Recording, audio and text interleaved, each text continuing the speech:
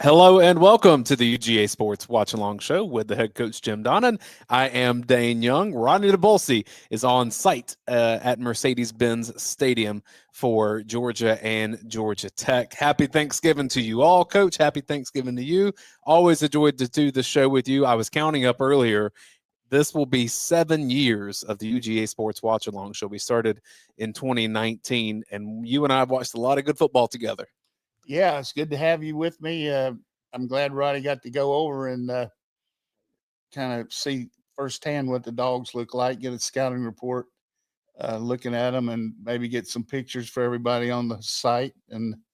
But happy Thanksgiving to you and everybody else. And it's been a real good time for me. My daughter from Oklahoma came in, and my daughter from Atlanta. So I've had a lot of TLC the last 2 days. A little bit too much food, but should be, we'll get into the game here. It should be just one of those games where you pretty much know what each team's capable of and what their strengths and weaknesses are, and they know a lot about each other. And let's see how much Georgia has worked on Tech since last year and try to do a better job on the passing game than they did last year. And but I do think Georgia's much improved offensively. We've chronicled that throughout the season, and I think that's could be the real key today, getting more possessions, hopefully, than they did last year, where Tech just kept the ball away from us.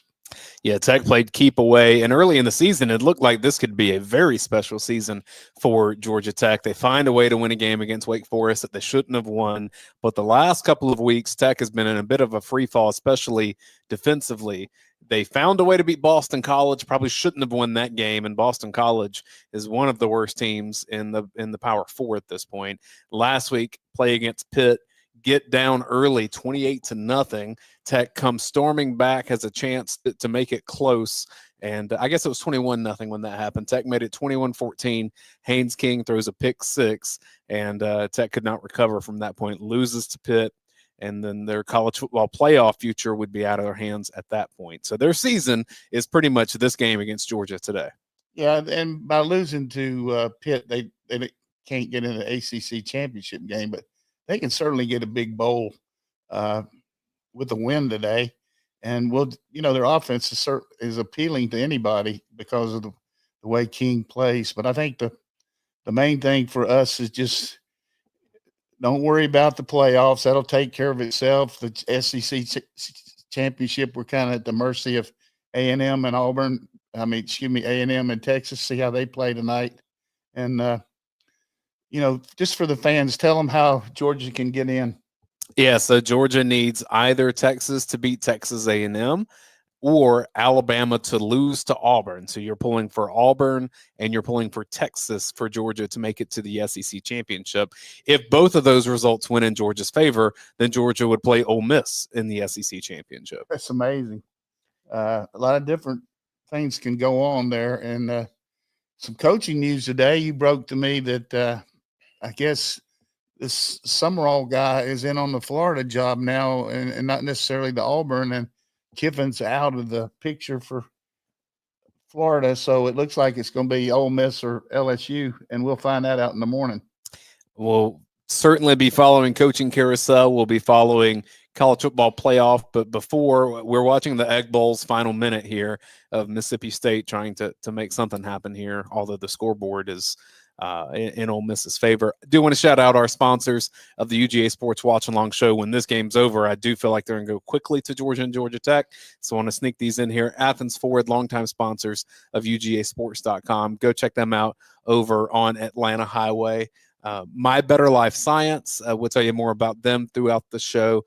Equity Prime Mortgage.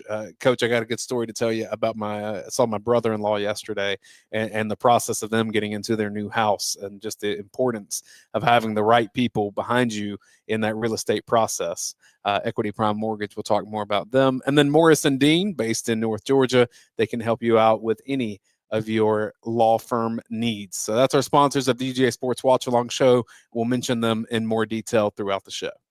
Did you get the allergy people? Yeah, that's My Better Life Science. Oh, I can't ever think. But, boy, they've done a great job being behind us for a long time. And best formation in football, Ole Miss is in right now, running the victory formation. And it's good for us because we'll go right to the Georgia game and hopefully get some good questions today during the game. I see people once in a while on the road here when I'm out, and they talk about how much they enjoy watching us. And some of them say, ask me my opinion. But, all you got to do is just type in, tell them how to do it there, Dane. Yeah, over on the YouTube chat. If you're on Facebook, you can do it there as well. They're watching us in Moultrie, Georgia. They were watching us in Northwest Tennessee. We are in Cleveland, Georgia, up in the mountains, Memphis, Tennessee. Joshua says, watching from St. Jude Hospital. I hope all's well, Joshua. Thanks for watching us. Hope we can bring a little joy to your day up at St. Jude Hospital. Watching I tell you that St. Jude's a tremendous thing for what they do for the youth, the young people, and bring the families in, pay for everything. It's just amazing. Watching us in the Philippines, Myrtle Beach, Carrollton. Philippines? Yeah. All right. Hydesville, California. The United Arab Emirates. Oh, man. How's the weather over there? Do they have any NIL money that they can share? They're interviewing Lane Kiffin. I'm sure they'll ask about his next 24 hours.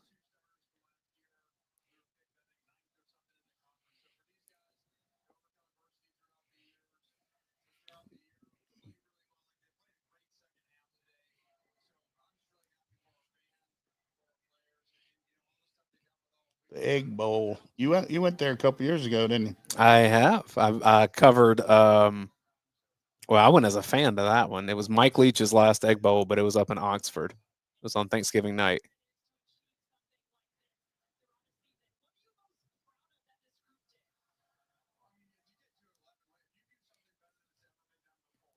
Watching us in Macon, in Ormond Beach, Florida. Central Mexico, Arizona, Charleston, South Carolina. Yes, UGA dog Radi is at the game today. He is in Atlanta. You got me and Coach hanging out here. San Antonio, D-Land, Florida, Winston-Salem. Winston-Salem, where'd you go to high school? Did you go to the high school at Reynolds or Gray or North Forsyth, or where were you? That was some of our hangouts when we were in Burlington. Like to know that. Or did you ever go over to Lexington Barbecue? Lane Kiffin just said he had not made up his mind as of the interview that just happened. Well, if he hadn't, I don't understand what it's going to take. And then he kind of ran away from Marty Smith. Well, let's get some dog talk here. Lawrenceville, Georgia. Biloxi, Mississippi. Mr. V. Will says he thinks Lane's going to stay at Ole Miss. He totally may. We'll see. I tend to think he's probably trying to leverage something. But, historically. Realistically, this is the biggest decision for a lot of people. But, he's got a family, his son playing high school football.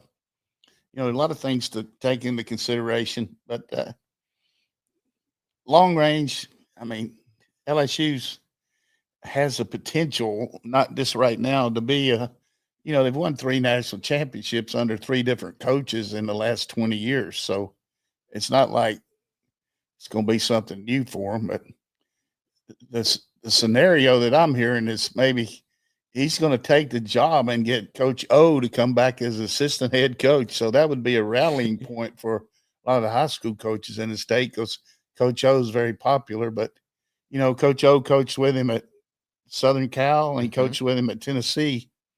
So they got a history together, but who knows?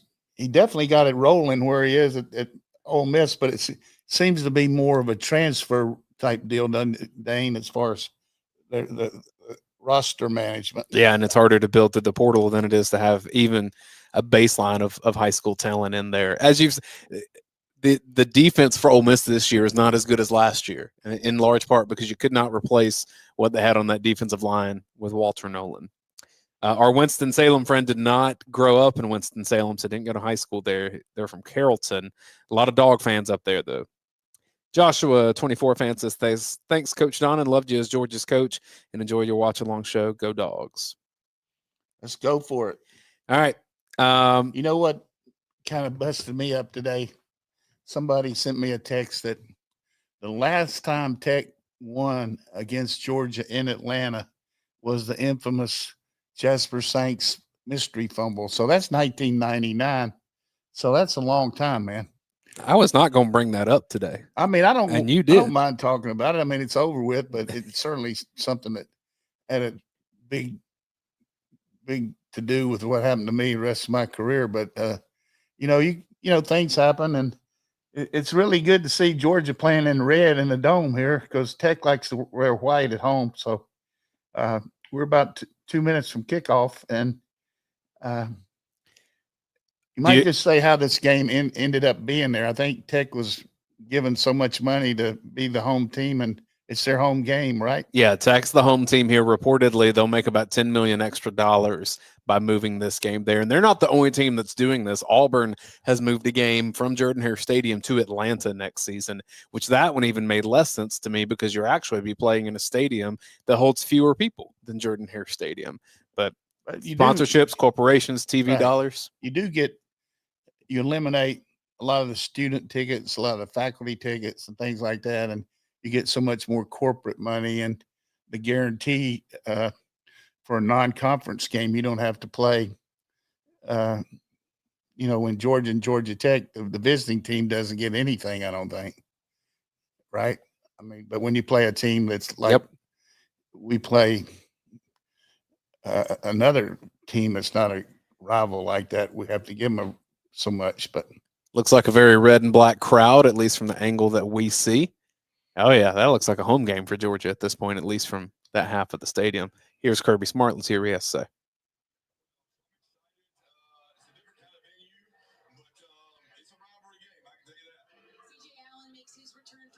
What did it take for him to be ready to play in this game? A lot of hard work. He wanted to come back for this game. It was really close to him making it. He's excited. He wants to get to work. Question about C.J. Allen and making his return and how that was questionable this week. Yeah, I think he's pretty quick to come back from that situation. I guess he got hurt 2 weeks ago, so he missed last week, but he actually dressed out some, on the sideline. So if you've never joined us before, this is a watch-along show experience, so you can get real-time commentary from a college football Hall of Famer, someone that's coached in this game before in Jim Donnan, and we'll put your comments and questions on the screen as we go. I will bring up a clock as we see it in front of us, and that way you can time this up with however you're watching the game. You may have to either pause us on the stream to catch up to where you're at on your TV, or maybe you have to pause your TV to catch up to us. Use that clock to help sync that up, and you'll be fine for the rest of the game. Haynes King, longtime college football player, started his career at Texas A&M. You will not find many tougher players, Coach. Well, we'll find out what we're all about here.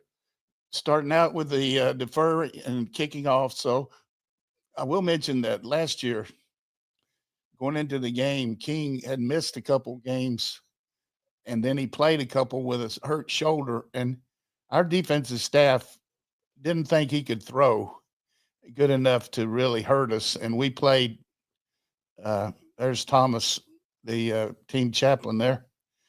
Suttles. So we played to stop the run, and they killed us throwing the ball. So I think we're going to be a lot more aggressive on our pass rush, a lot tighter in our coverage, and we'll see how we do. All right, and we're off. Oh, that's a break. There's a muffed situation. It's going to be down at the 3-yard line. Watch the slant. Throw the slant on Everett. Didn't this happen with Ole Miss and Mississippi State earlier? Where Ole Miss Mississippi kicked off, and Mississippi State called a fair catch and dropped it, and then ended up going down and scoring 97 yards. I hope that's not the play of the week. This could be huge if we could get them back here, but we haven't been a real fast starting team on defense, so maybe this is our day. Georgia. One thing about Tech we can watch is they use a myriad of formations, a lot of motion. They use tempo, but their number one thing is to throw RPOs where they fake the run or actually hand the ball off and try to throw in behind our backers. That's Jamal Haynes in at running back. He gets the ball. Oh, Georgia's flirting with the safety, but they're going to call us forward progress at the 1 yard line, I think. KJ Bolden.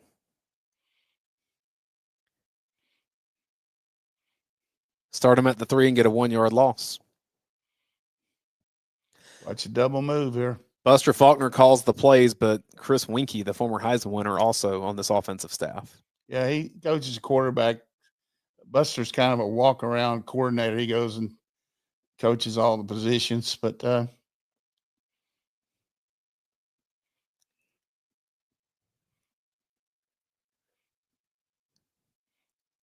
sack. Hey, that's intentional. That's got to grounding. be intentional grounding and a safety, right? If it's a line, if they're looking at it right, who's he throwing it to? I don't think they're going to get that call. I'd like to see a replay to see who the targeted receiver was, though. Here it is.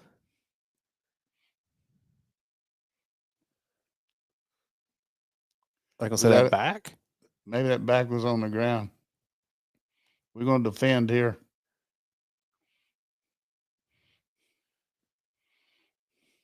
Watch for 0 on the edge here. If we can make him punt here, I would be very happy. But good protection. Oh, wide open in the first down, too. That's what happens to Georgia playing. There's a Georgia guy catching it, too. Brett Seether. God almighty. We're just incredibly bad on 3rd and long playing it safe. Can't imagine how bad that is right there. 3rd down on their own 1 yard line. Georgia Tech gets a 30-yard gain right down the middle of the tight end.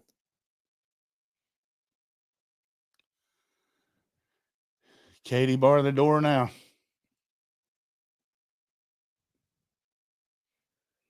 They get a Haynes up the middle. We have 5-yard carry. KJ Bolden coming down to get the tackle.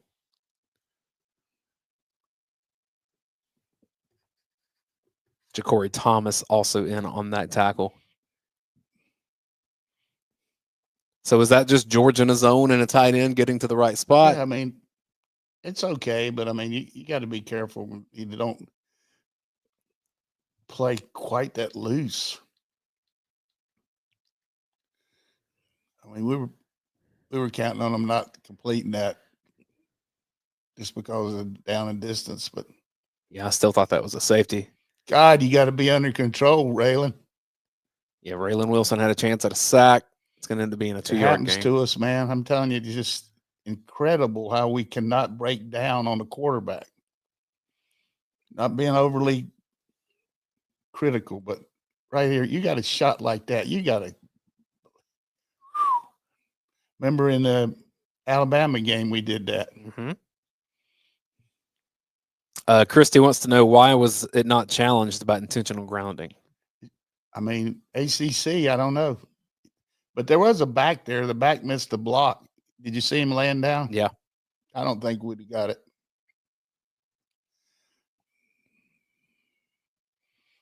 Minutes. Typical march against Georgia on the first one. Play action deep. Fortunately, tripped up there by Kristen Miller. We can overpower their D-line. Let's keep how many sacks we had today. There's one. Hopefully he's not too badly hurt, but enough so he could go out. I think he limps every game. Watch Kristen Miller. He gets a double team. His own man tripped him up. Good job by Joseph Jonah Ajonye fighting in there. This is typical last year. Possessions. We had 7 possessions the whole game till the overtime. They just keep the ball. Got to tackle.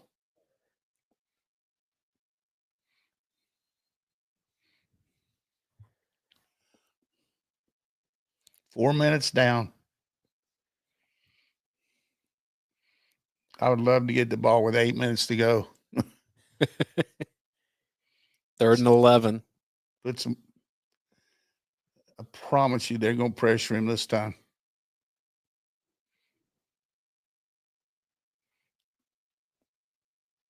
Who's Georgia's best edge rusher to create some pressure? Gabe Harris has come on in the last month.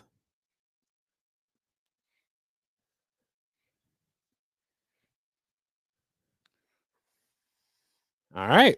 There's your pressure, and Georgia gets away. Hey, you get the ball back with more time than that. Yeah. If we can catch it. They can't block us.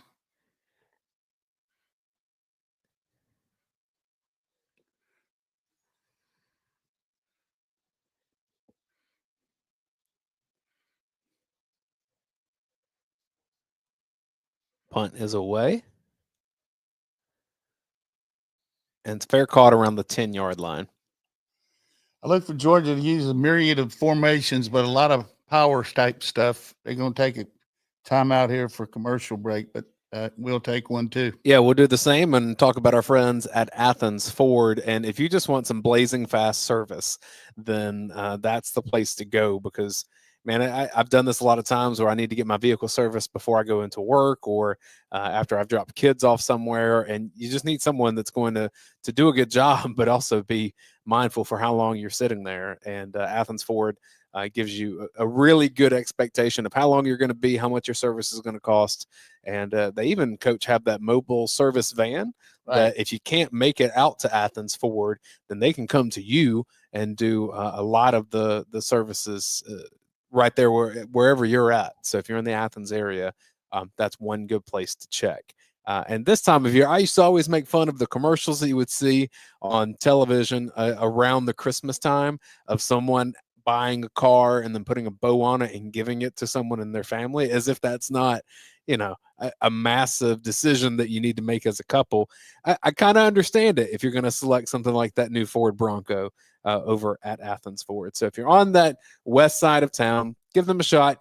Go check out what they have in stock, and it's great people to work with. I know you've done UGA Sports Live out there in their showroom before. Yeah, it's awesome. And this time of year, they do a lot of good for the Athens community when it comes to gathering toys that can be passed out to different charitable organizations around the Christmas time. So please support Athens Ford. They've been longtime supporters of us. Joseph Crockett says, run the ball and get it to the tight ends. Good call. Mr. V. Will says, are we going to see Bo Walker today? He had 3 touchdowns last week, but that was a game against Charlotte. I suspect, especially with Chauncey Bowens being back, you'll see a healthy dose of Bowens and Frazier early in this game. Yeah, probably we might see a little bit of Bo, but right now he's the 4th back. He's behind the 2 you mentioned, and also we might see a little bit more of Phillips, number 20. Yeah, Peanut. He's fast in his turf. We've seen some Zachariah Branch line up in the backfield to get him the ball. We know Cass Jones can play on 3rd downs. Another thing we've looked at this year that we haven't run much, but I could see us running against Tech is putting an extra tight end for protection in and then letting him drift out of the backfield like Cash does. So maybe Lucky in the backfield along with Elias Williams and Delpa in the game at the same time as a different way to give the defense something to worry about. You just want to see Elias Williams in there on every snap. I'd be for him in there. I like those other 2 though. I look for. No, I'm not saying instead of them. I'm saying play all of them. Oh yeah, played 4. Put Riddell in there too. Nick's watching from Marietta. Thanks for doing that. Here we go, Gunner. Gunner Stockton in the game. First game since last year for him in a dome. This means a lot to him to play Georgia Tech in state rivalry. Here's Nate Frazier. Coach, Georgia Tech's run defense has been pretty light this year. They like to take some chances. They'll get you on lost yardage plays and blitz a lot, which lets you throw some shots. See how these ACC officials call it. We're in an unbalanced line there. 2nd and 4 for the Dogs. Branch crosses the formation. Safety blitz. Got the first down, though. Did you see that? Yeah. Good call. Ran away from it. Short again. Howard's watching in Ellaville. Chris is in Hoover, Alabama. See the corner coming up here at the top? Watch this corner come. Yeah. Really close to breaking that. Good job by Monroe Freeling.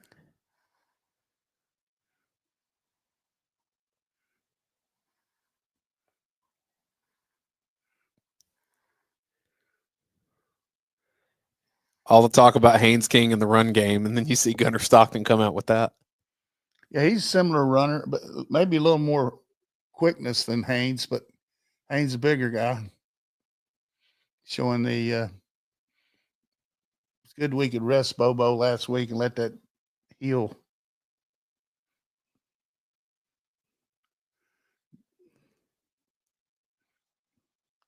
Game goes fast, man. 8 minutes. They got a 2nd and 6. Run the ball off left tackle.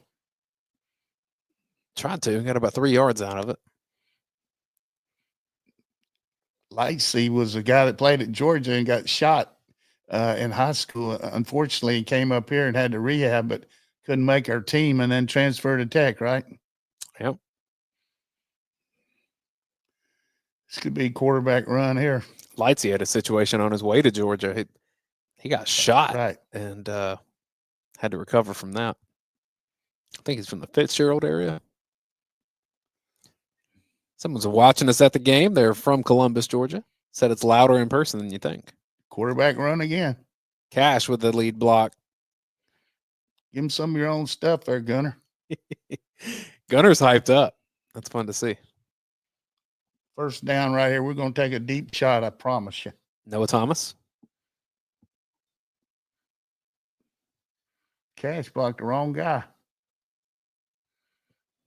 Somebody come off on this guy right there. We're gone. He can just see. Get a deep shot to Bell. Bunch formation at the bottom with Bell. Deep shot to Bell. Branch comes to the backfield.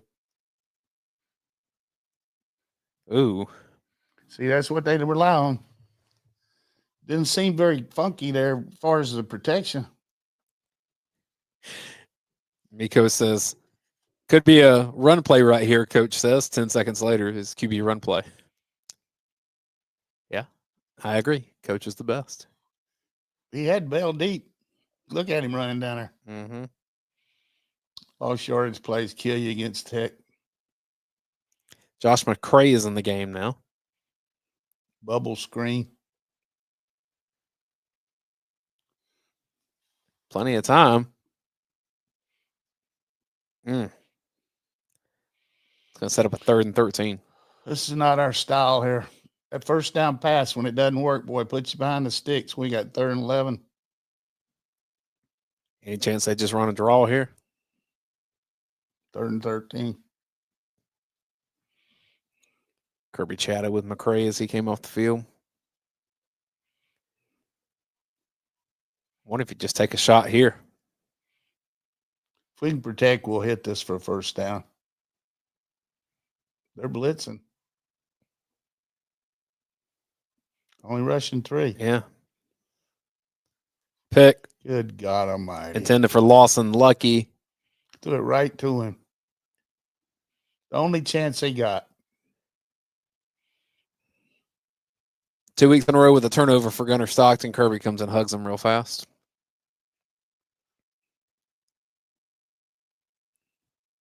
See it again. Taj Butler with the interception for Georgia Tech. So Lucky right down the middle. He just wasn't open. To come back the other way.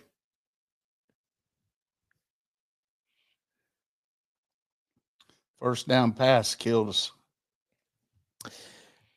Well, I want to tell you about Equity Prime Mortgage, Coach. And I told my brother-in-law just bought a house. They have 2 young daughters, one 8 weeks old at this point. And if you do not have the right people guiding you through the mortgage process right now, you will get taken advantage of in this market. So he had the right people. Well, he's in Alabama, and they had some friends that worked out. But we were talking about it yesterday at Thanksgiving. And, places all over the country. They do. And if you want to be a part of some of the best folks in the equity businesses, Equity Prime Mortgage is their name, EPMWholesale.com. I'm actually going to share that on our screen here so you can see what their website looks like. And look, even if you're just trying to learn about what you need to do to be ready for the market, you should get in touch with the people at Equity Prime Mortgage. Here's that site as I bring it here, and I have to press a couple of more buttons. That is Athens Ford. And there's Equity Prime Mortgage. That's what their site looks like, epmwholesale.com. And here's the thing. You want to do business. I mean, when you're talking about a mortgage, this is the biggest financial transaction that most people will ever make. And so you want to be sure that when he gets to that negotiating table, when he gets to making sure that all the things are taken care of in the mortgage process, you want a group like Equity Prime Mortgage behind you to be sure that you're going to come out in the best financial situation. And honestly, avoid you from making a deal that's going to put you in a bad financial situation. Most people don't end up keeping a mortgage for 30 years at this point. They'll sell out. Equity Prime Mortgage can kind of help you map out the best ways to do that for your financial setting. Maybe it's based on your age. Maybe it's based on your income at the moment. How much do you want to put down? Do you want to pay extra to get points down? Are the interest rates going to fall a little bit? Those are the questions that they can help you answer at this point. And yeah, Equity Prime Mortgage. And we're talking specifically in the Atlanta area, but you're right. They are nationwide, Coach. But Eddie Perez is the contact that we've had with them. Yeah. And just great Georgia supporter, and does a lot for university in a lot of ways, but specifically football. And a couple of my old players there. Mike Bobo and Kirby Smart getting some love as players on the field. There's Brent Key. He played against you. Yep. Did a good job for him. This is what Tech needs, is this kind of field position. Just saw up Kirby right there. Mike Bobo tried to put a bottle in the way of the camera. Quarterback run.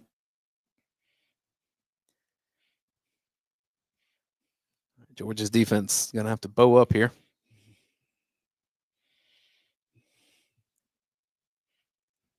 Saw Chris Cole jumping in on the tackle there. Now they're talking about your year, splitting one as players. I'll give Brent Key a lot of credit, Coach, because Georgia Tech as a program, especially in this rivalry, it up. He definitely has. Is giving them confidence they haven't had beforehand. Both worked on Alabama staffs.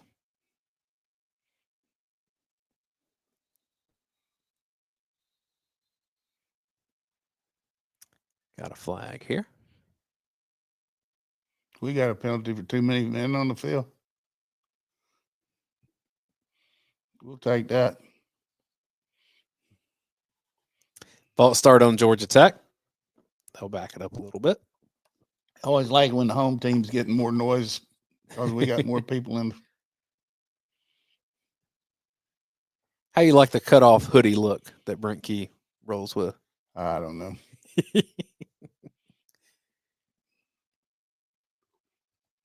Stack receivers to the bottom. That's going to be just shy of the first down. 3rd and 2. Throwing the ball in the middle of the field, that's pretty obvious. Work on our linebackers and safety.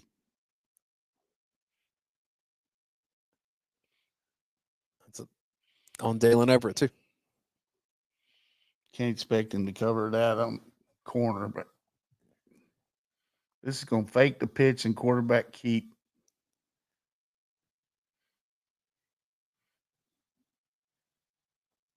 Shift out. Watch the quarterback keep.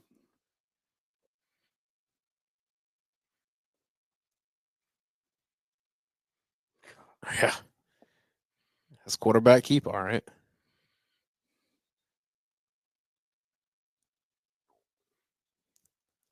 He's limping around.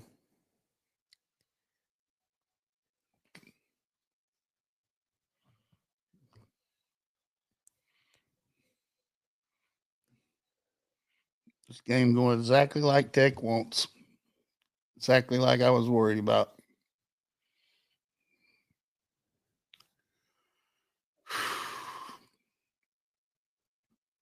Three men in motion.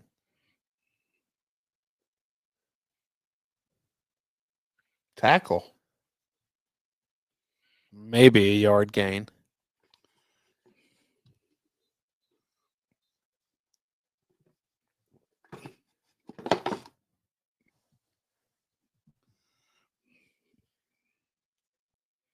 When you see Haynes King limping on the field as he is now as coaches, do you tell your people up in the box, hey, just keep out? Like, Well, I mean, it's all it looks like. He stumbles around all the time. I don't know what the deal is, but you can't take anything for granted against him. We thought his arm was hurt, think his leg's hurt, and then he runs. And watch him right here, he'll probably run. Bionic man. They're going to run out of time and have to call a timeout here. Needs a lot of shifting. All right, so far Tech has 66 yards. Georgia has 22. Tech is 2 of 3 on third down. Time of possession even at the moment.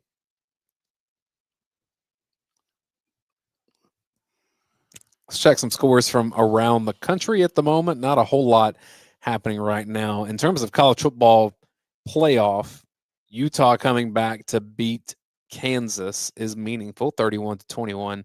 Coach, I think Utah's probably on the outside looking in because they won't play in their conference championship game.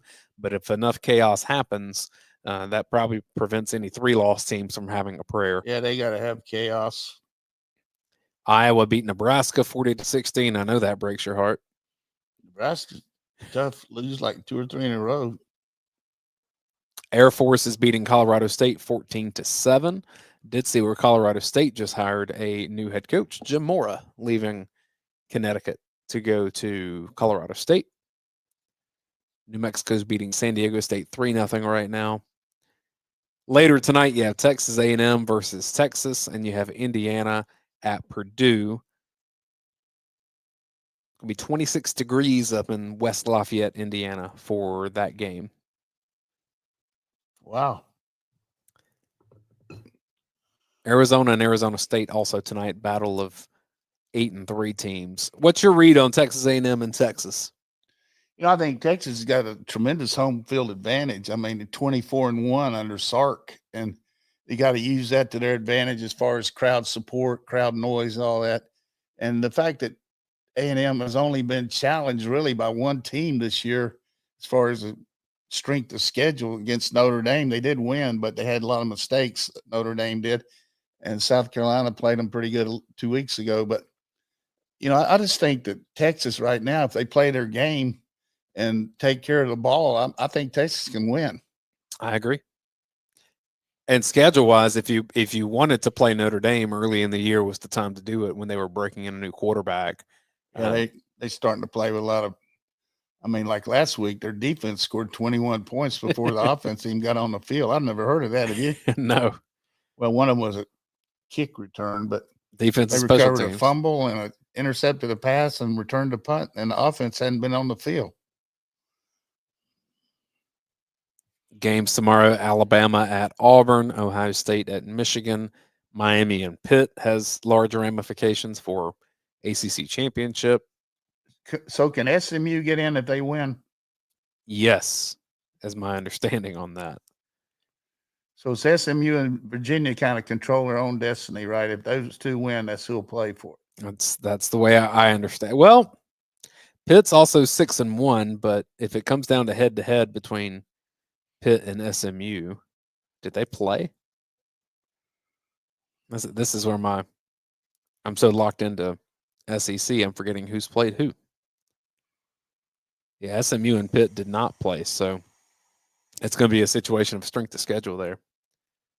All right, they're giving another look to the interception that Gunnar Stockton threw. You needed him to get a little more confidence today, and he didn't look very good on that one. First down pass was the one, though.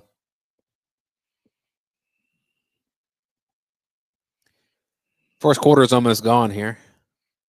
Tech enters the red zone. It'll be about a 3rd and 7.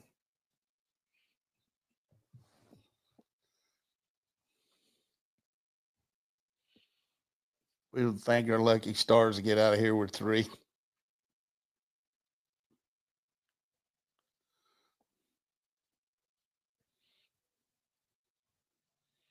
It's just amazing the way the clock goes in these games. I mean, Tech and Vandy kind of do the same thing with clock management. we got DeMello in there.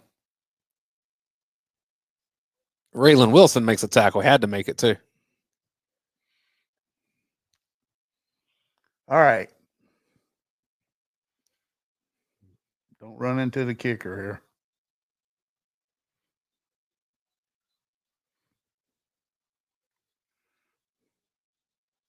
Aiden Burr is the kicker for Georgia Tech. Good job speed-wise by him.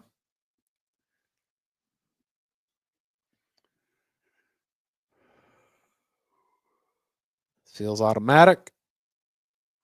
He almost pushed it to the right, but it does go through, and Georgia Tech takes a 3-0 lead.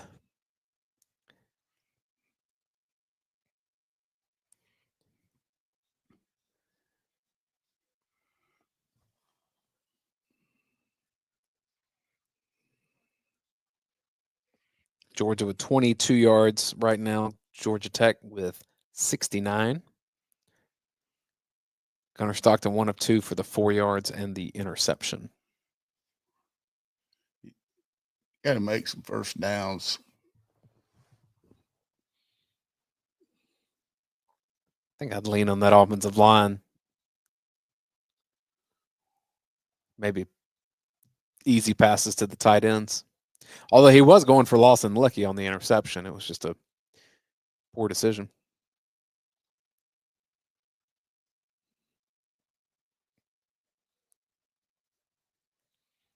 Bad thing about when you get an interception and you start trying to guide it a little bit.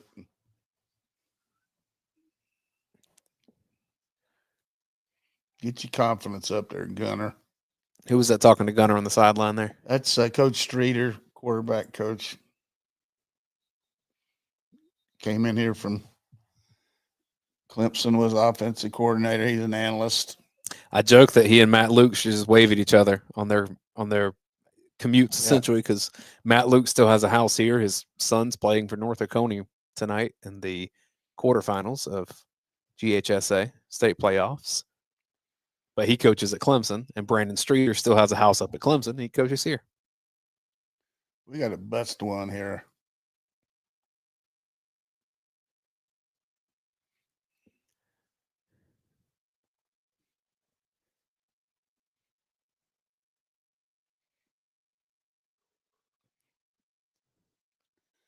Ooh. Jesus, they're covering everything.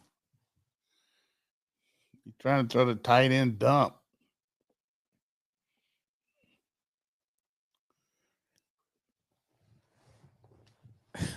Three people in the chat at the same time just said, run the damn ball.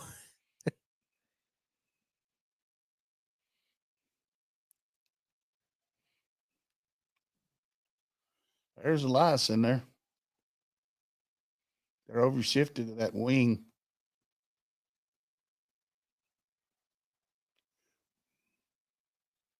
There's Frazier finding the hole. First down and more.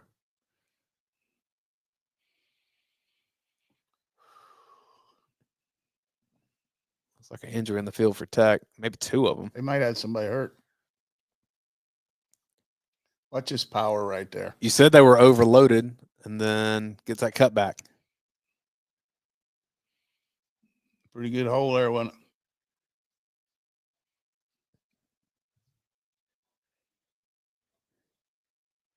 Jonathan says, why can't Georgia just run the ball like that on first down and stop getting cute?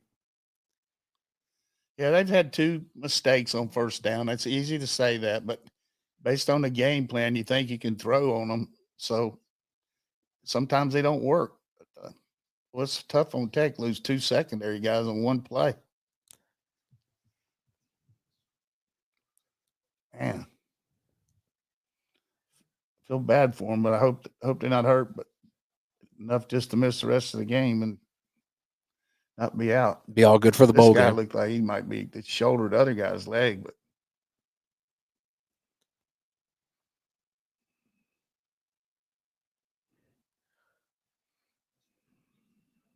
That's nothing nefarious. He's just trying to get up.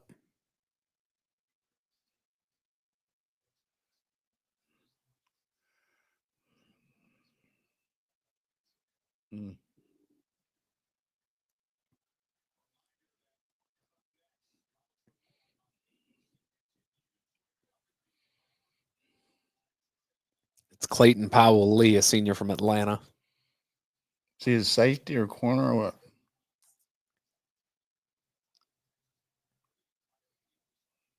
He's a safety.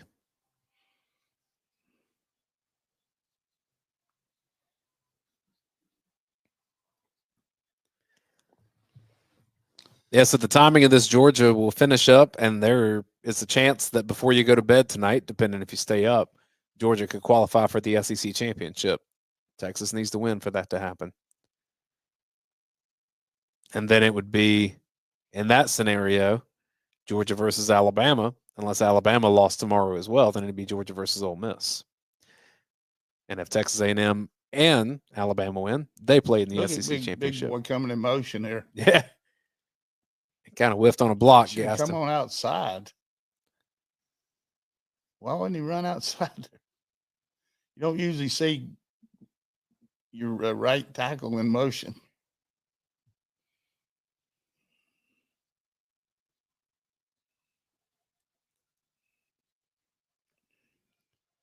I mean, why wouldn't you run? Yeah, follow him. Probably not going to get another playoff. Maybe we'll.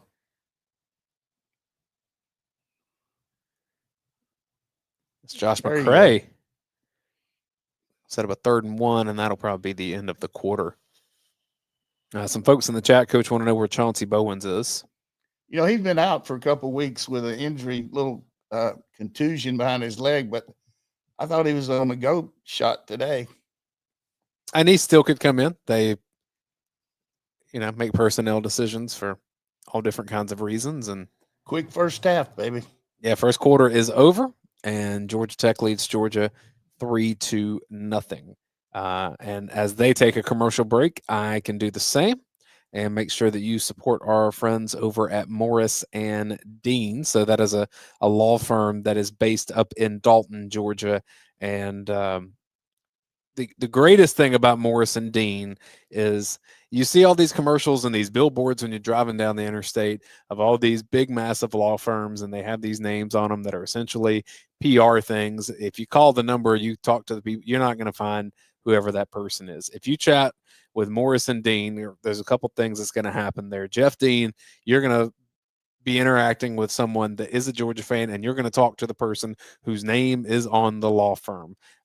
They do a great job of helping clients in Northwest Georgia, up in East Tennessee, licensed in both of those states. And, they've done cases where someone has been bitten by a dog. They just a variety of experiences that they can help navigate you. But the main thing is you're going to be talking with the right people that know what they're doing at Morris and Dean. It's not going to be some agent that works in a different state or some paralegal that doesn't know what's going on. No, they are a family-owned trial lawyer firm, and they will take care of you with whatever situation that you have going on. And you hope you never need a lawyer, but I think everybody always needs a lawyer up at some point. And if you find yourself in that situation, chat with Jeff Dean up with Morris and Dean in the Dalton, Georgia area. MorrisandDean.com is how you contact them. All right, so Georgia's up to 44 total yards, most of that on the ground, with Nate Frazier having the 25 yards on 4 carries.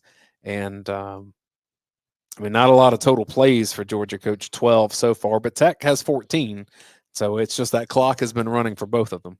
Yeah, that's what Tech likes to do. I know they'll take that first quarter, particularly that drive they came off their goal line. That was big. Flipped the field, really. Maybe Elias Williams is something that can help here. I think he can always help. We got all kinds of things to help, but just you lose a little confidence in your passing game when your protection breaks down. And we've been very good at avoiding sacks and lost yardage plays, but continue to run the ball. But the thing about their team, they're really ganging up on the run, which I would too. We've got a physical advantage on them. So, how do you get the ball in Zachariah Branch's hand under these scenarios? Little quick pitches? Do you do the put bubble him in screens? motion and short balls? Just throw the hitch. But right now, you can't worry too much about personnel as much as just establishing yourself and getting your confidence and getting some points on the board, because you're not going to shut Tech down. I mean, they're going to score some points. So, super chat from Justin says, "What are we doing? We should be up by 20 points." I can't say that, but I mean, based on the pregame, maybe we should be up. But the scenario of the pressure of just the fact that it's such a big game around the country. You'll see it tomorrow, Michigan, Ohio State. You'll see the same thing. I'm sure Brent Key's going to be scintillating in this interview.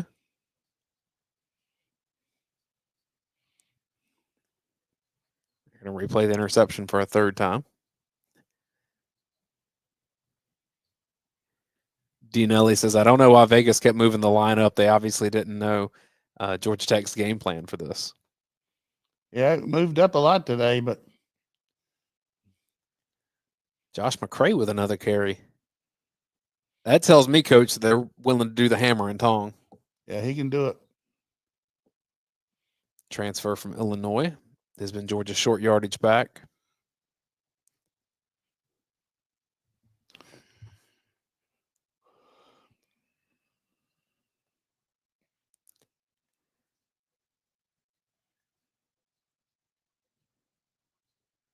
Pistol formation here. Georgia just beyond midfield.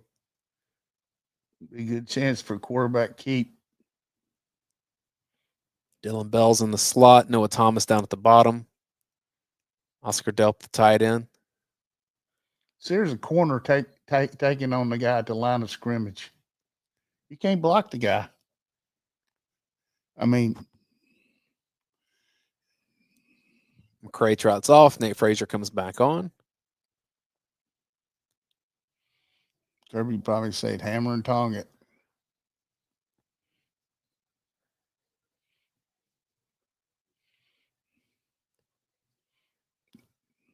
Just showed Bowens on the sideline. There you go. There's Nate Frazier. Big run. 19 yards for Nate Frazier. He's up to 44. Do they have the dome open today? Look like some sunlight coming in.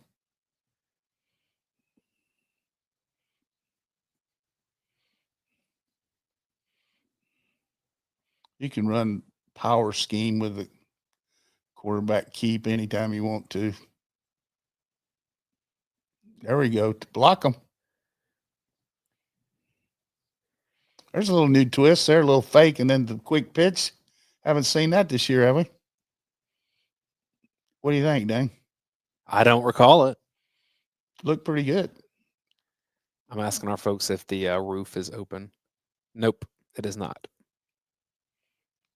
See all the action here? Good job by Humphreys.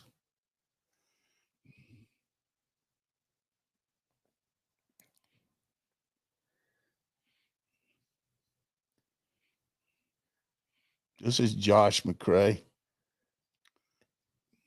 Corner blitz again. He had to be patient there, Coach, because Micah Morris was being pushed right into his running lane. And he came in behind that. He got the first down a little bit more. Already used three minutes on this drive.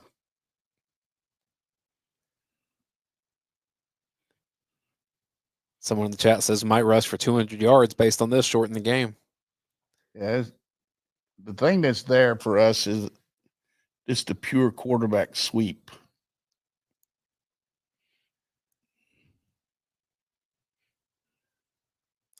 It's London Humphreys. Ball goes to McCray for about a yard. Their defensive backs are making tackles on the line of scrimmage. You cannot block those guys when they line up and come running up like that. We're getting pressure, really good movement, but we can't let those guys tackle you on the line of scrimmage. Frazier's back in. This will be some kind of quarterback deal. Maybe throw Branch up top. Maybe throw the post to Thomas down there. Mm. 3rd and 8. I thought there was a chance they'd run the screen up top to Branch. He was in the slot. They're selling the ranch on us.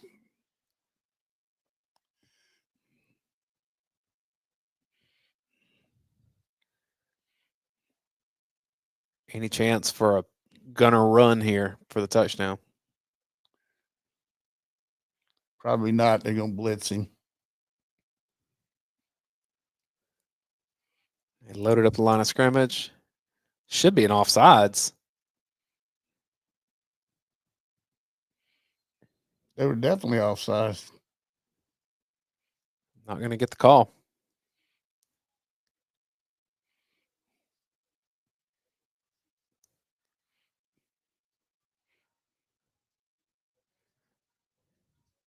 Look at the right side here. Maybe his foot wasn't, but it sure felt like it. That was a good job by Green picking him up. All right, Peyton Woodring in for the 22-yard attempt.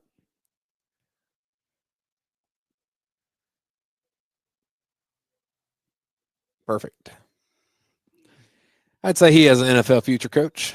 Yeah, he and punter too. Brett Thorson. I think Mel Kiper's got her punter rated #1 in the country, and he's got her place kicker 3rd on the pros. So that's a 13-play, 71-yard field goal drive. Georgia took up 6 minutes and 38 seconds. Dogs have 88 rushing yards and 5 passing yards. And both of these things can be true, Coach. I'm impressed with Georgia's ability to run the ball there, get down the field. But at some point, you are going to have to pass the ball to gain yards and score some big points here. But I understand the mentality of Tech has not been good against the run most of this season. So let's get our big back in there, lean on that big offensive line, and try to push them around. And Georgia did for the majority of that drive, just stalled out there in the red zone. Everything gets compressed down there in the red zone area. If you have questions for Coach Donnan throughout the show, let us know. One question that I'll answer for you is, how can you best take care of your pet this time of year? You have holiday travel, everything going on. At my father-in-law's house, they have an indoor dog coach, and our 1-year-old loves it, but our 1-year-old loves to feed it, which is not the greatest thing because the dog has some stomach issues sometimes if it doesn't eat the proper food. And your pet may have allergies that you don't know about. So this right here from My BLS is an allergy and food kit for humans, but they also have a pet test to see what your pet could be allergic to. And that can help you design their diet in a way to maybe avoid some of those situations like my father-in-law's dog has. So mybls.com that's My Better Life Science, and that's where you can learn about their different kits that can tell you what allergies you can encounter or your pets encounter. And then you did this. Sure did. It was a couple years ago, and fortunately for me, I had a good base there to show not only my regular doctor, but the people at the hospital that I'm not allergic to much, but it's always good to know which is on your. Everybody's got these My Charts now where you can see what all you have. But yeah, I think that's. I would say, I would encourage you to get your kids tested, just because there's no need to find out once they get sick that they're allergic to something. So just go on and find out. It's very simple tests, very reasonable, and it's good for you and your family and your pets. Did it say you were allergic to ACC referees? No, but kind of a general referee reference. It Those wasn't. guys, for the most part, do a pretty good job, but it's just always hate it when you're playing another team and you got the official from the other team, other league, the home team gets those refs. But used to be that the visiting team, like we got the bad call against Jasper from SEC refs, but 3-3's our score, approaching halfway here in the second quarter.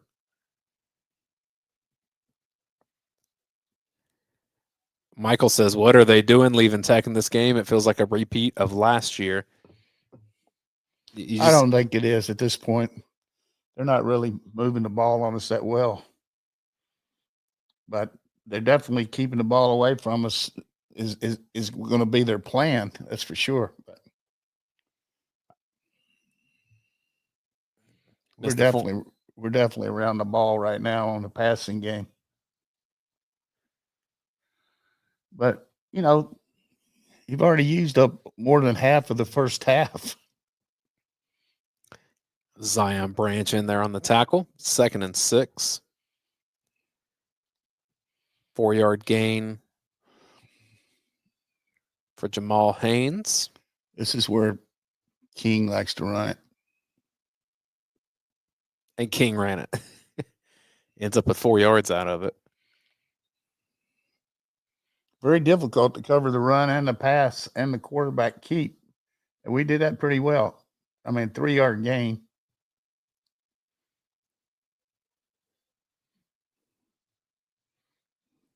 Third and 3. Tech so far 2 of 4 on 3rd down. 3rd and 3 against this quarterback is a tough situation for your defense. Fake the quick pitch and keep it. I feel like that was a false start. Their timing was all jacked up. Georgia coming after his ass.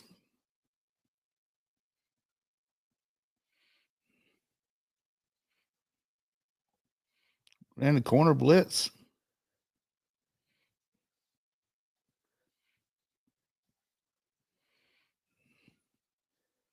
Need to take some better angles on the quarterback. What's the flag here? The reason he was able to blitz there was nobody on his side. Just come up. That's a good call.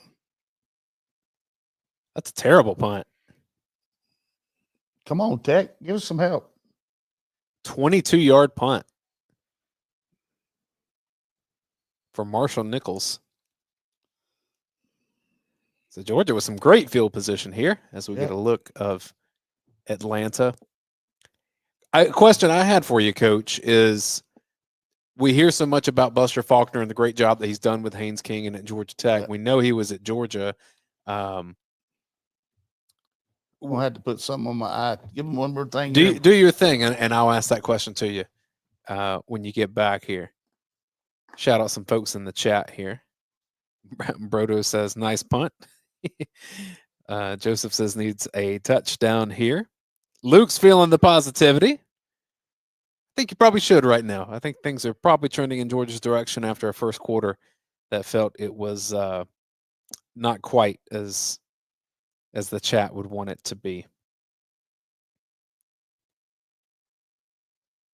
Miko says get 7 here. Defensive stop and the route is on. Maybe on the way to covering. Joshua wants to know, since we're at midfield, should we take a shot downfield since it's 4-down territory? I feel like that's a bit of what they were trying to do earlier. And if you get behind the sticks, I don't know if it's me with this field position. I probably go right back to running the ball, maybe do some things with screens or quick out routes. But I don't know that I jeopardize getting myself in a 2nd or 3rd and long at this point, unless you just absolutely see something at the line of scrimmage and have a go route. Barry is saying that commercials are tough to deal with. Yeah, imagine producing this and working through it. But we're having fun here, and that's great. Brown guy asked, "Where's the drunk, annoying guy?" I'm assuming you're talking about Radi there, and he's usually not drunk, but sometimes he does have a Yingling flight or two. Roddy's up at the game at Mercedes-Benz Stadium, but we appreciate you all joining us for this. Kirk Spears says, "I bet Tex Punter is not high on Kuiper's draft board after that." Yeah, I agree with Way you. to be on top of it. Listen to the With Buster Faulkner, we know his background coming from Southern Miss before he came to Georgia. When you pick up offensive philosophies, how much of what Tech is what Buster Faulkner knows, and how much is that what he's learned being around Todd Monk and Mike Bobo, things at Georgia? I think it's a combination. He was a really good quarterback himself at Valdosta, and a good one in high school too. I watched him when he was over at Parkview, but he was a coordinator at a very young age. He was a coordinator at Middle Tennessee, and then he worked down at Arkansas State, and then moved on to Southern Miss. And so he's got a myriad of backgrounds, but his base philosophy is to run the ball, and he coordinates that with Coach Key, who's offensive lineman. But a lot of the formations he got from Monken, a lot of the quarterback stuff he's got as far as actions and everything really has helped him as he progressed over the years. So Howard wants to know, do you think he gets a head coaching job? yeah, I think eventually, I don't know. I think from what everybody was talking about that he was in line to get the Tech job if Key got it, but Here's Dylan Bell. we just didn't block people very good there. But I don't think Key's going to get it now unless he would get Penn State. But we got the ball to Bell, and we got nothing out of it. I missed the formation here because of a pre-package.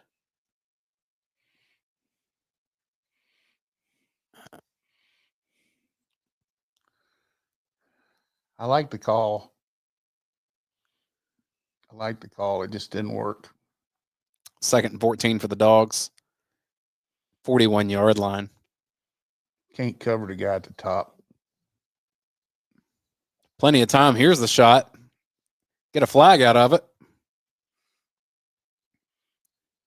It's going to be a pass interference. Go ahead, throw it up there.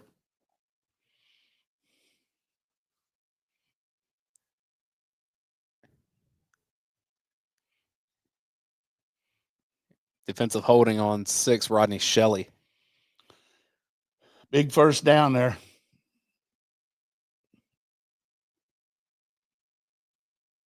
Shelley, a senior from Fairburn. That's the other thing you always think about with this coach is all these Georgia guys on this Tech roster that want to prove themselves against Georgia. Exactly. Now we're going I promise you this is a run after that first down loss. Left tackle. And now it's a throw. Now it's a run because it's Gunnar Stockton. Gets 5 out of it. Like I said,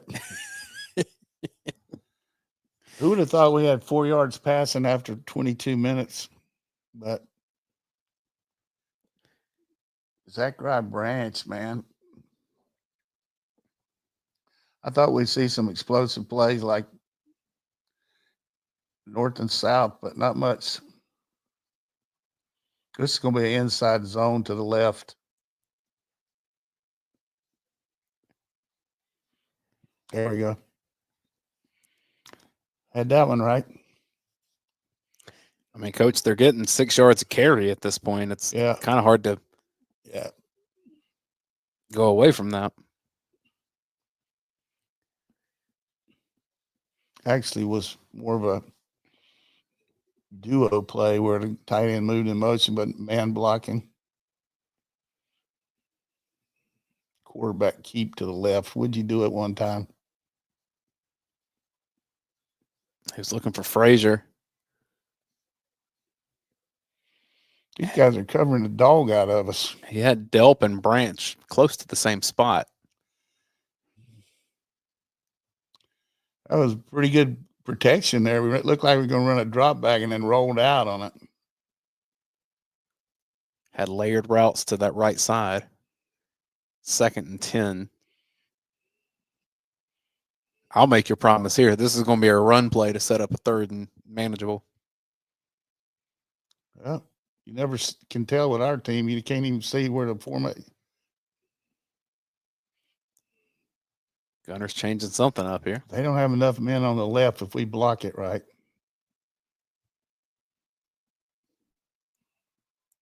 Went back shoulder. It's going to be incomplete. He had it, and then he went out of bounds and dropped it.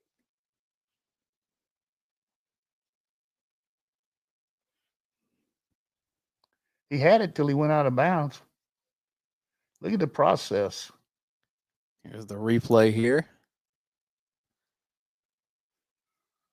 They're going to slow that down to, here's the slow-mo. All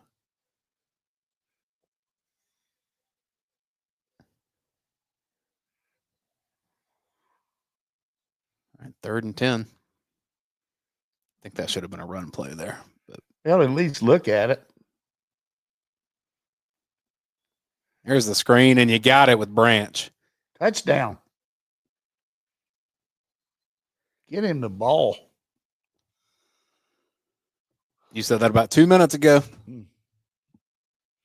Now you got to use some quarterback runs here. They got an extra guy in there with making tackles on the line of scrimmage. Good job out there by Green and Glover. Tell you, if your guard and your tackle can do that in the open field. London Humphreys up there.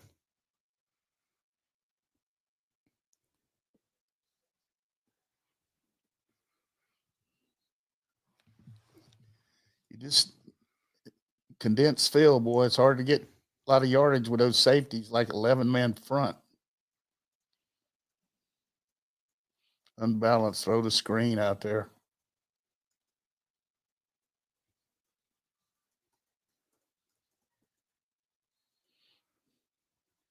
They covered it.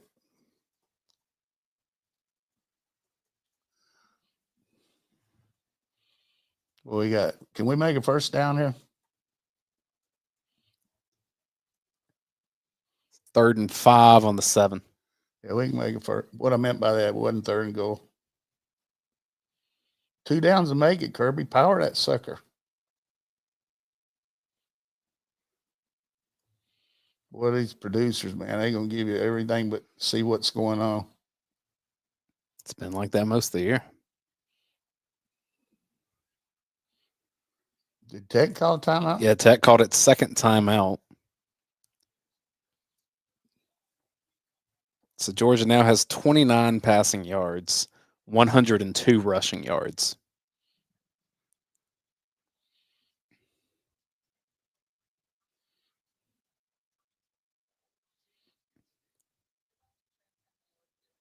Marvin wants the toss sweep. I like it. Jeff says ACC refs are not calling penalties on Tech. Well, they call more on them than they have us. They've had 3 penalties, I think. But they aren't calling much. I mean, right there, you could have called them for. Tech has 2 penalties for 15 yards. Georgia does not have a penalty.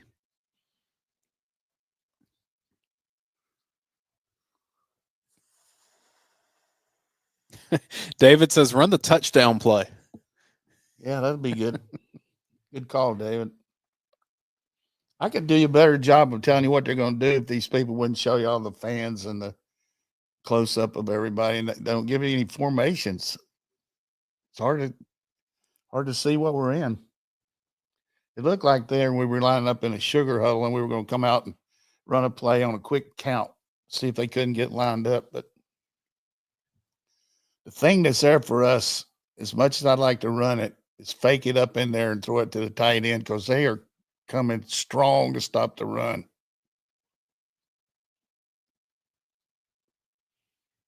It's hard to block 11. 3-3 to score. 5 minutes and 7 seconds to go here.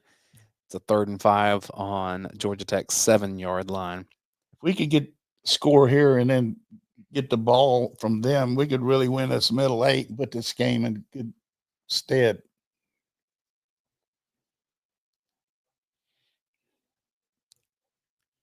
Scores from around the country. Air Force now leads Colorado State 21-7. North Texas is leading Temple 28-7. North Texas is right there in the mix to be in the college football playoff. And their coach just went to Oklahoma State. Yeah. 28-7. 28-7 over Temple right now. That's halfway through the second quarter. North Texas quarterback right now 9 of 9 for 177 yards and 2 touchdowns. Yeah, he'll be playing at Oklahoma State next year.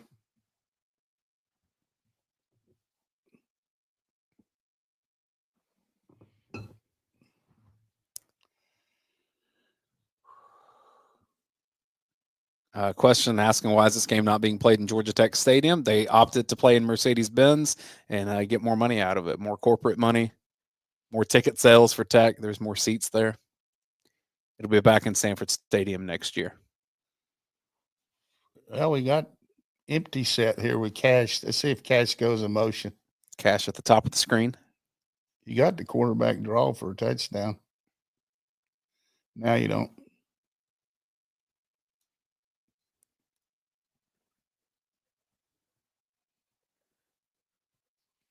Attaboy, Zach. Oh, Branch put the foot in the ground and came back for the touchdown. What an ability to stop on a dime that guy's got in it. Well, and your offense feels a little stopped up in the passing game. 2 passes to that guy and you're good to go.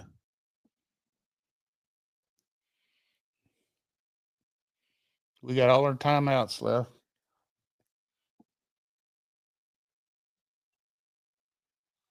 You think about some of the most impactful transfers that Georgia's had, and he's right there at the top. Yeah, he is. Kobe Young would have been too. Mm-hmm. And London Humphreys has been really good, but Dang, that's illegal what they did to our center then. Show it again the way he stopped on a dime.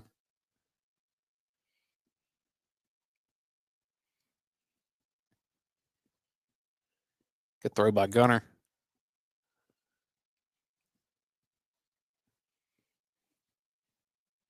How do you train that as a coach to catch, take a step backward, and then turn?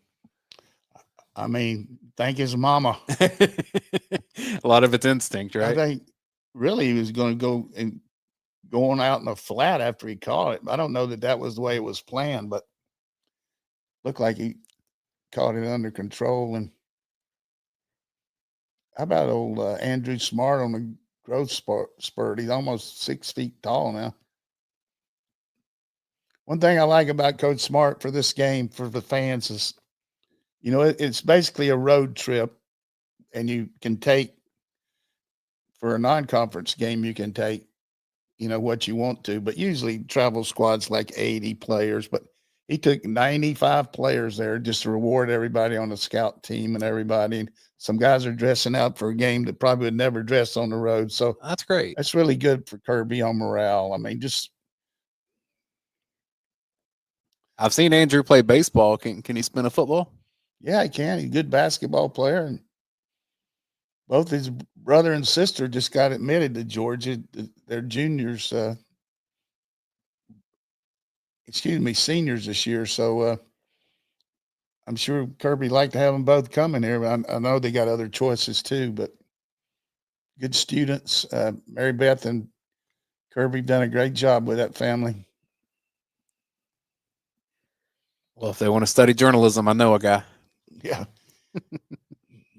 Is that been released? What you were telling me about? You were going to say something about Champ's son, or when is that? Champ Bailey's son just got admitted to our sports media program. Yeah, congratulations to Champ and his family. Former walk-on running back on the team did as well. Yeah, it's pretty impressive the way we're pressuring old King. If we could get a punt out of this guy again, which I think it'd be a miracle to do that. It's going to be a run here.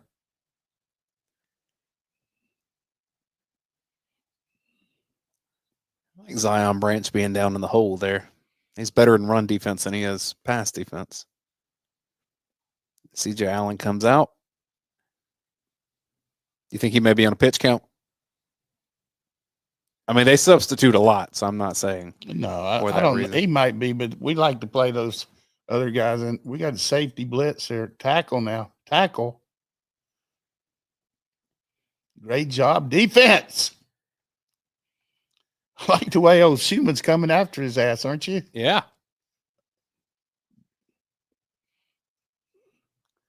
A kicker's going to probably kick a thunderbolt here now. I like how patient DeMello Jones was right here. Keep it in front of you. Help's coming.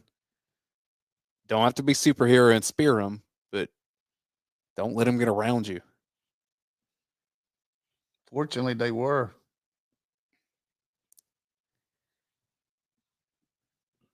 Come on, Zach. That's Sokovia White. Oh, yeah, it faked us out. That was Zach over here. Way to be on top of it. And we're right in the mix of the middle eight here. Explain what that is to everybody. Last 4 minutes of the first half and the first 4 minutes of the second half, known as the middle eight. Typically, when you have the possession coming out in the second half, you can just stack it together where you have multiple touchdown drives or you get points in a way that makes it hard for the other team to come back from that. And part of the other reasons you like to defer is you get, first and second half, into the first and first and second. But 3 minutes and 15 seconds. I mean, just running all day and 9 yards on that for Nate Frazier. I mean, you got to make a guy miss in the open field a little bit there, Nate. I mean, I'm not going to be too critical, but right here, give me a little juke there, right?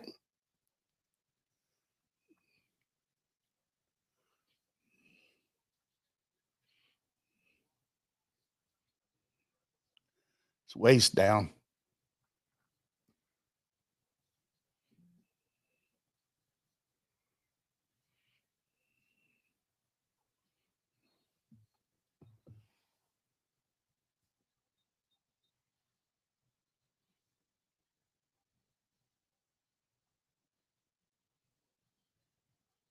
Remember, it was the Mississippi State game that Nate Frazier had 12 carries for 181 yards.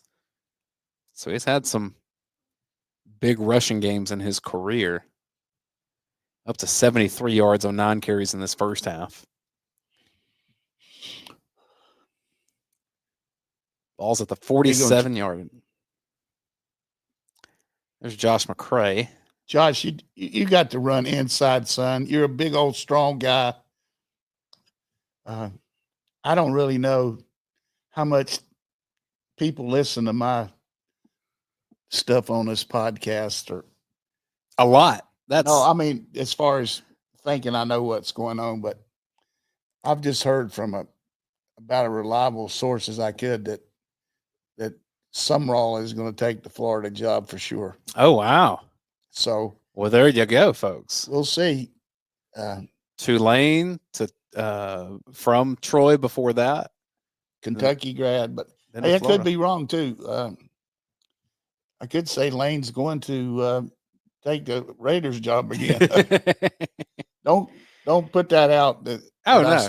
I mean anybody, but part of the deal reward for you listening here is some of these people from around the country send me stuff and well, and I like the caveat. Things always happen. Agents can come in, schools can make different offers, and but everybody the general consensus was, and you were talking about it because you have a big background down in the Auburn area, that it looked like that's what he was going to do, is going to be the Auburn coach. That's all everybody talked about. Sumrall to Auburn. He's from northern Alabama originally, so they thought that maybe he wanted to go home. They're looking at Drinkwitz is out now. He just signed a new deal. Clark Lee signed a new deal. Clark Lee got one at Vanderbilt. So I think DJ Durkin, if you could beat Alabama tomorrow night, you probably get the job. And then he'd have to hire an offensive staff. I mean, he may keep Derek Nix, but I think the Auburn certainly got a chance playing there at Jordan-Hare, but it did seem like Sumrall was trying to wait it out and see what was going to happen with Lane Kiffin. Maybe even in the sense that if Ole Miss came open, he'd be more interested in that than Auburn. Could be. But I'm sure Florida probably told him today, hey, We got to This know. is your job. If you're not going to take it, of course, the general consensus is when you hear somebody put something out that Florida's moving on, that Kiffin's not in it, it's obvious that he's not. So, Yeah. But more than likely, they got somebody else coming up. Well, that's back-to-back coaches for Florida that have been group of 5 coaches from the state of Louisiana. Really? Billy Napier came from down Yeah, there. that's right. Now, I think Summerall's probably had a little more sustained head coaching success, but Billy did a good job at Louisiana, that's for sure. yeah. And then Arkansas still has to hire a coach. They hired the guy from South Florida. See, I saw that was reported and then denied. Okay, well, you're on top of that too. Alex Golish being He's not the guy yet. Not officially. They want to make sure to get Petrino to coach that last game. Bobo out again, so Drew Bobo was in the tent, so we got what's his name snapping now. This will be Malachi Tolliver. Yeah, he played last week. I had Bobo's back. Bobo's back in there. Terrible play on first down. All right, 2nd and 9 after the 2-minute timeout. Good to see Drew Bobo back in there.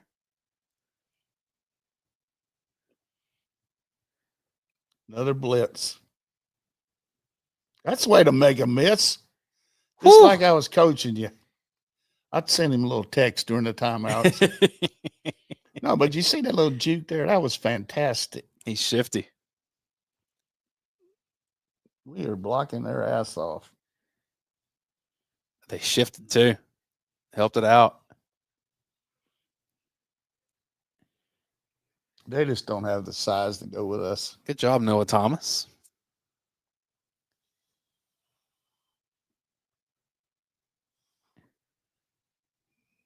All right, still get 2 out of that. Where's the ball? About the 27? You can't see anything here. Ball's at the 28.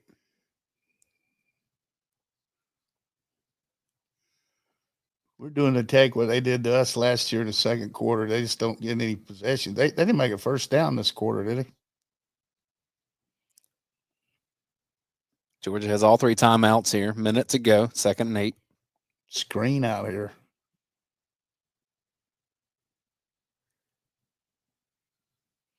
Safety came down on McCray, and he got loose anyway. Face mask. I'd use a timeout here.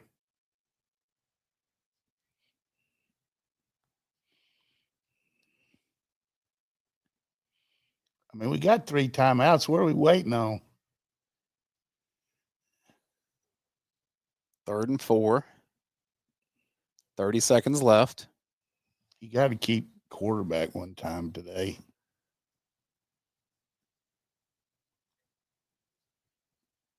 Now down to 20 seconds. This is the worst I've ever seen us use the clock. And now they call the timeout. Worst I've ever seen us. Yeah, that feels Maybe like just playing for the field goal. I don't know. We let 30 seconds go there, didn't we? Yeah.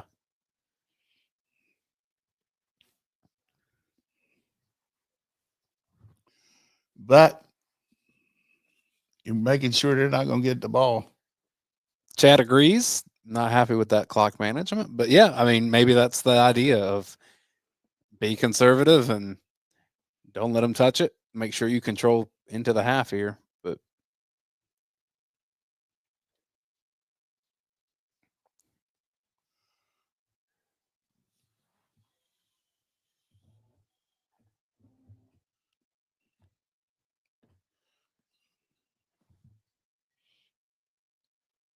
it's 3rd and 4 with 21 seconds. You have the 2 timeouts. So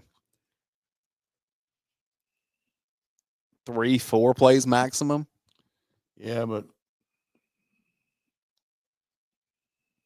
Cash in there is the back. long way to go. Put Branch in motion and then let him run a route on this safety.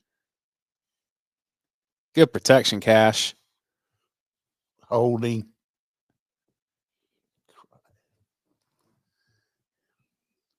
Got to throw it short. Yeah, it looked like it could have been a face mask on Tech against Gunner at the end, too. You got to call timeout, though. Sorry about my eye. This can't see. Michael Morris likes what he hears from the ref. Hands to the face. Automatic first down for Georgia.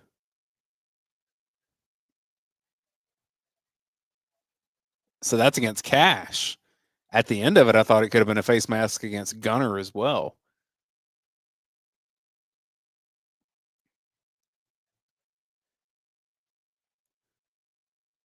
"12 seconds. Oh, that ball got hit as he threw. That was a duck in the air. That could have been really bad for Georgia. It had to get tipped at the line, right? 8 seconds left.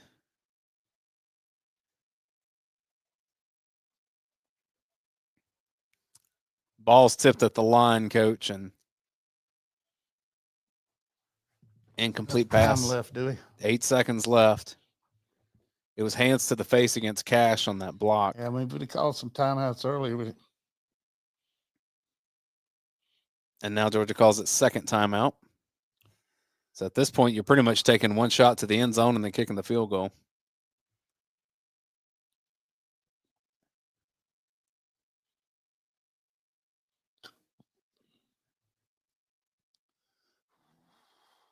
Yeah, I agree, folks in the chat. Like, clock management, not great at the end here, but all it takes is one play, and you can erase all of that if they end up getting a touchdown. But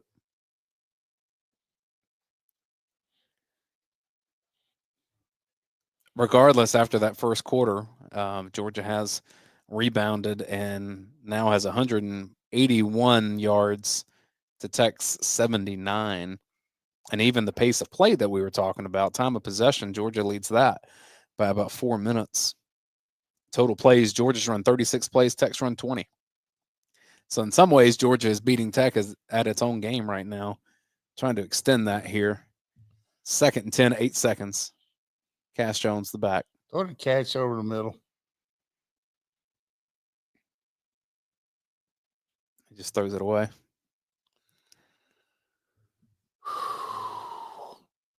Got to kick the field goal here.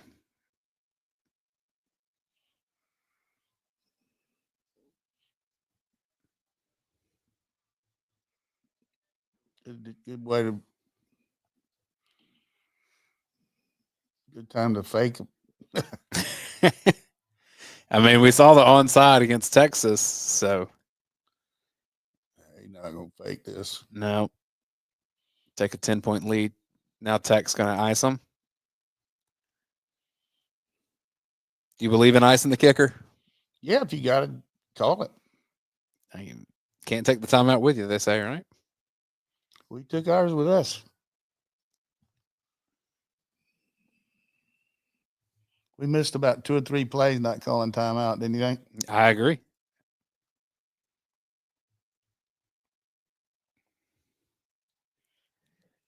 I don't think in our coach's defense that they thought Gunner would take as long calling the plays there, though, you know? Yeah. I mean, it took a long time looking for the right play.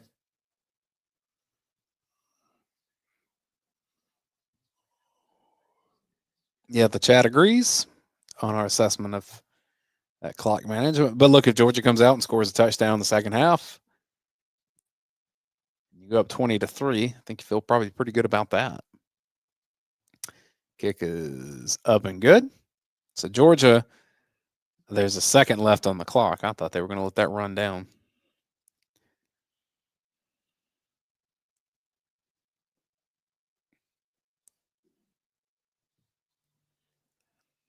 One thing this does, Coach, is a bit like, I mean, it's not quite as bad as what Pitt did to Tech last week, but the more you get them behind on the scoreboard, the more you put them in situations that Haynes King is not as comfortable in. Yeah. I think Tech's got to be happy with only being down 10 at half based on going into the game. But based on the way the game was today, they missed a great opportunity there with the they're going to go about like 35, 40 minutes without touching the ball. I mean, we're getting to start the second half, right? Georgia gets the ball to start the second half.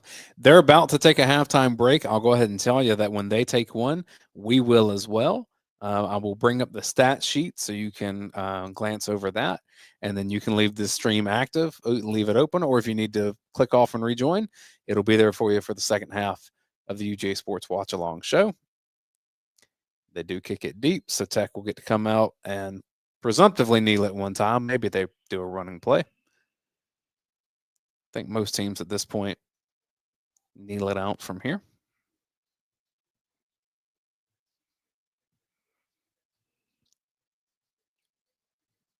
Really good rebound in that second quarter, though, Coach, for Georgia. Yeah. 13 unanswered points.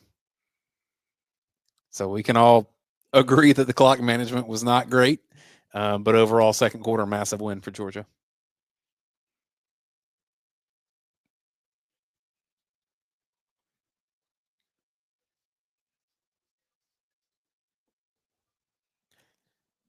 Tech will take the knee. And let's just see if there is commentary from Kirby Smart at halftime before we begin our halftime break.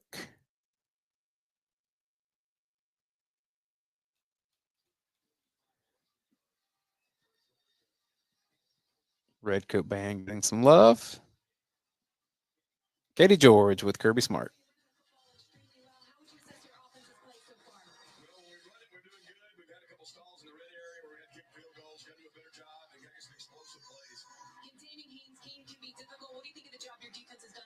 So far, I've done a good job, but we got some turnovers. Defense hadn't had many snaps. Thank you. Another double-digit win season. All right. Short and to the point for Kirby Smart. We're going to take a halftime break here on the UGASports Watch Along Show with Jim Donnan, presented by Athens Ford, My Better Life Science, Equity Prime Mortgage, and Morris and Dean. We'll see you here for the second half of Georgia and Georgia Tech.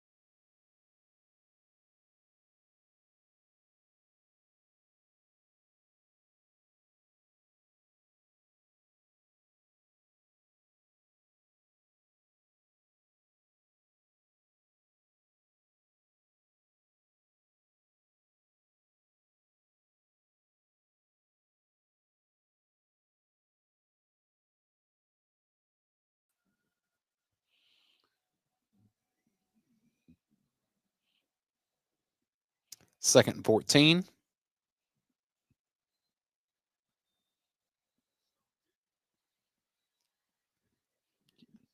And Gunner gets 5 out of it, and that's going to make it. You know, it's hard to throw when they're dropping 10. You know, I mean, not 10, but back in, let's cover 10, dropping 8.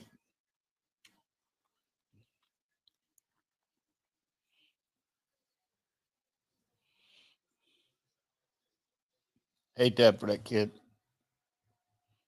3rd and 9 for the Dogs. Surprising we're going empty here.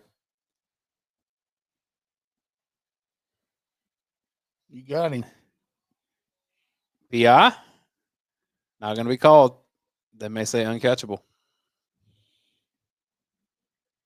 First fun of the day. We come out and don't run the ball one time to start the second half.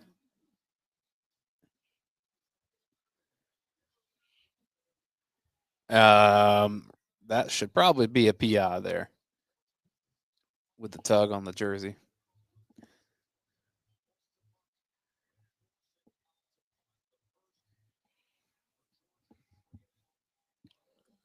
Come on, Thorson.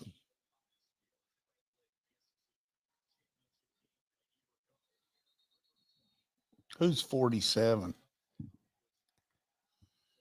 Yeah.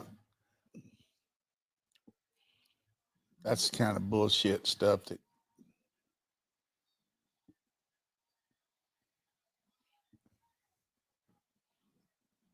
who is 47? That is. Oh, you put another number on another player because it's duplicate, I guess. You know what I mean? Yeah, the 247s on the roster are Will Taylor and Duncan Carpenter. I don't think that's either of them.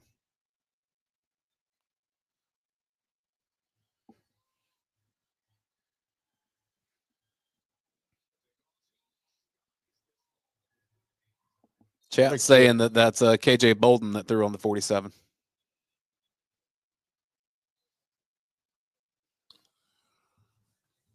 Not good there.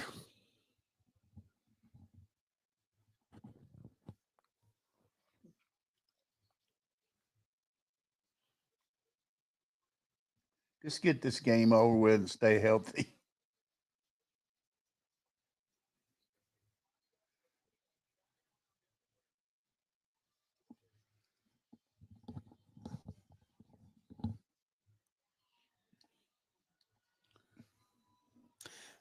All right, so Tech takes over, 25-yard line. And first down immediately. Over drop back technique, work in the middle of the field. Going no huddle, too.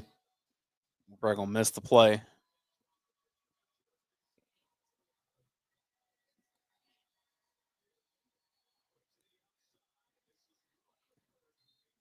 Good play. 7 yards to Malik Rutherford. Puts the ball at the Georgia Tech 43-yard line. Big night for the Faulkner family as Harrison Faulkner is the quarterback for North Oconee. They'll play Marist here in about 2 hours. Tackle. Good job there. C.J. Allen. Let's be alert for him doing the same thing and faking it and quarterback keep.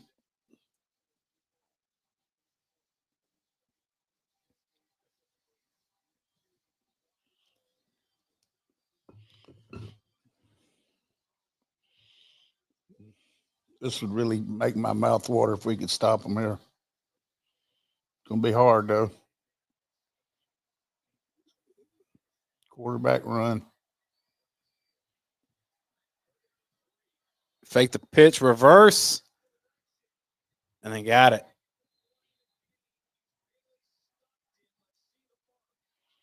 God, it's a terrible spot. That's a nifty play, Coach. You got Bailey Stockton in there.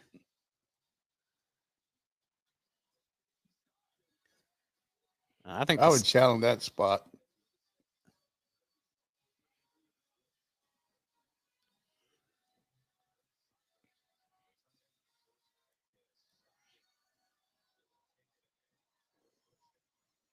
There's a quarterback keep. Just sneaks in there for 5 or 6, maybe 7. Yeah, that was. This is what they do.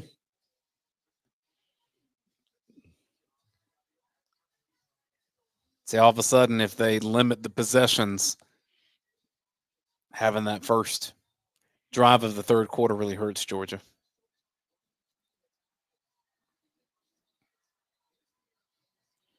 Hey, guys, that's where they want us now, 2nd and 3.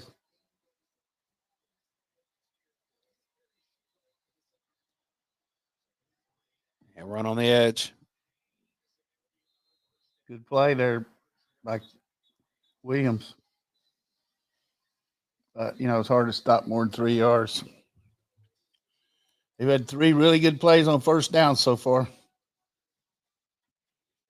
Their philosophy at this point is go on no huddle and run the plays at the line so we can't substitute. Into Georgia territory.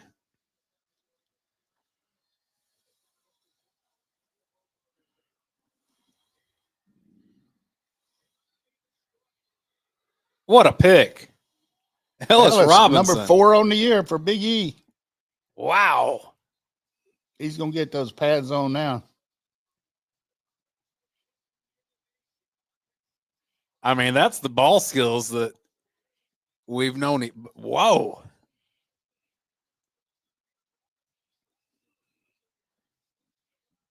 Just tremendous. Wow. What a ball player.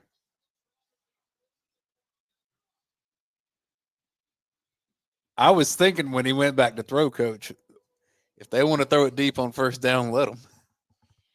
Yeah. We'll take it. Well, Kirby said that the defense needed to get a turnover. They had not been on the field a whole lot there in the first half, and then comes out and gets a turnover. Glorified punt in some situations, but you get the ball. Tech doesn't score points. You got the ball at the 3, though, so it's going to take a nifty offensive drive here to, at minimum, flip field position. Something we really like, and this everybody be ready for it, is try to fake up inside and hit Delp or Lucky in the seam away from those safeties. As they're crashing down. Mm-hmm. Be on the lookout for that. Maybe even Elias. Yeah. We got to get some explosive plays in there. Just, I guess Bowen's isn't going to play.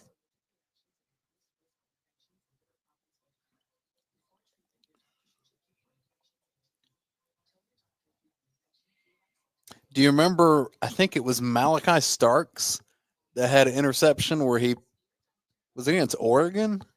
Yeah, it was the first half of the Oregon game when he came off the hash and went over there and jumped over there near our bench and caught one like that. Yeah, just when he leaped up, and it's Bo Nix. Bo Picks. Now, Bo's having a good NFL career. Surprising how good he's doing. I mean, he's talented, but I didn't think he could take over a franchise like that.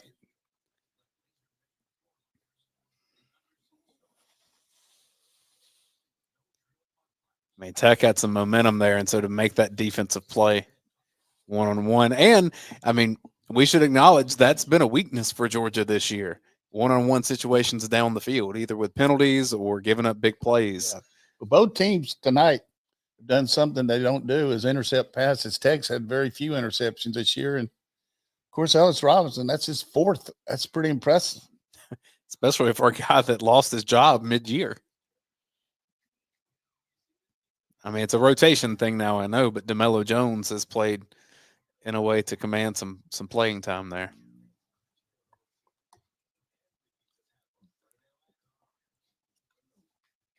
Will says, Tech, please bust a coverage and just let us score.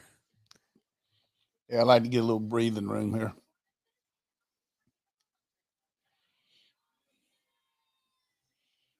Got to be careful around your own end zone here. McCray's in the game. Riddell's in the game. Delp's out there. Humphreys and Lucky. We got 3 tight ends. Yep, 3 tight ends. 1 receiver. Coming off right tackle here.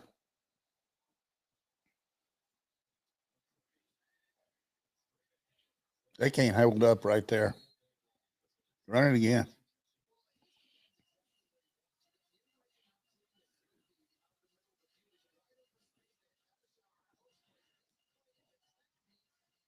Jesse Palmer is showing what was there. Top of the screen, he had a little something too. Top of the screen, what? He had an open receiver. Nate Frazier has 11 carries for 97 yards. McCray, 9 for 39. There's McCray. I like the call. Dogs get a first down and the breathing room. I guess Bobo hurt his ankle.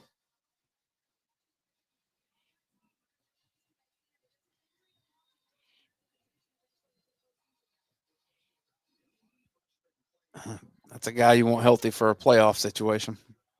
Glad that we got Tolliver in there last week, though. Yeah. Screen.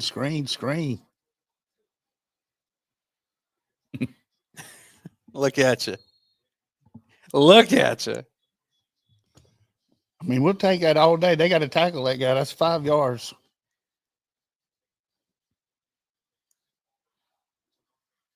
Well, they only got 3.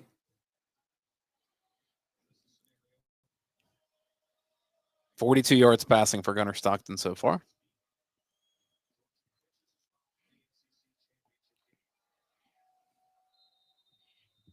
Bootleg. What's a flag on that? Too many people in the huddle. Oh. Procedural penalty. Second penalty on the Dogs in this game. Sometimes that happens when you substitute a lot. The last freshman. It hurts you, though, back on your own side of the field. Frazier's the back, going 2-by-2. Delp on the right side. Throw the ball to Bell. Tipped.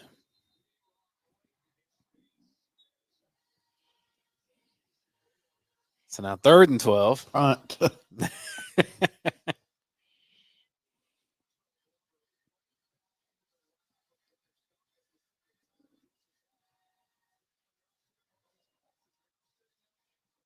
Oh.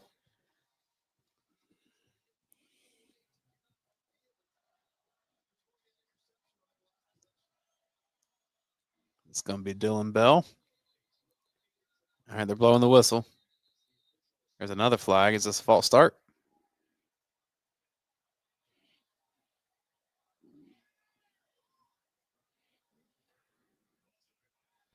We're just discombobulating here. Who was that on? Michael Morris. One of the oldest, most veteran guys on the team.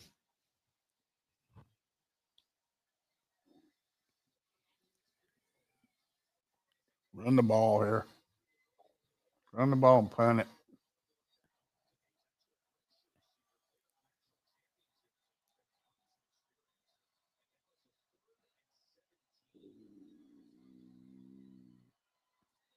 Go with a screen. Oh, and he bobbled it. That was dangerous.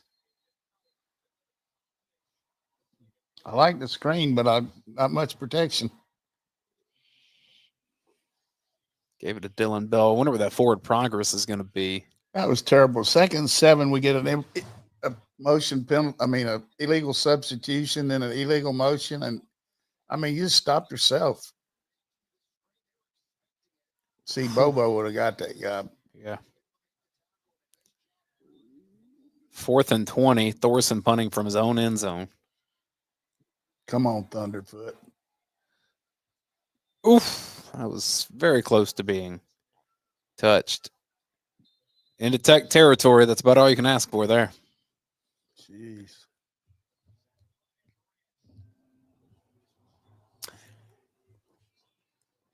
Well, while they take a break quickly, we'll remind you about Athens Ford and some of the deals that they have available for you this time of year for holiday sales. And remember, if you own a business and you need commercial vehicles for your fleet, they are the best in town when it comes to getting commercial vehicles for companies in the North Georgia area, or maybe even if it's just statewide. I'm looking at the specials on athensford.com right now. $11,000 off of MSRP and 0% APR for 60 months. That's for the Ford F-150, the 2025. And, that's one of the things right now. It may be the right time to buy a car for you, depending on your situation, because they got to get these 2025s out as the 2026s come in. $8,000 off MSRP for the 2025 Ford Bronco Sport Diamond. And then for the F-250 or F-350, if you need a bigger Ford truck, up to $10,000 off. You can check out their inventory right now at athensford.com. And look at the reviews. I always look at Google reviews pretty much before I check out a place anywhere. And I know some places cook the books on that a little bit, but I'm telling you, they're authentic from Athens Ford. Let's check out some stats here for Georgia and Georgia Tech right now. Total yards, Georgia has 196, Tech has 109.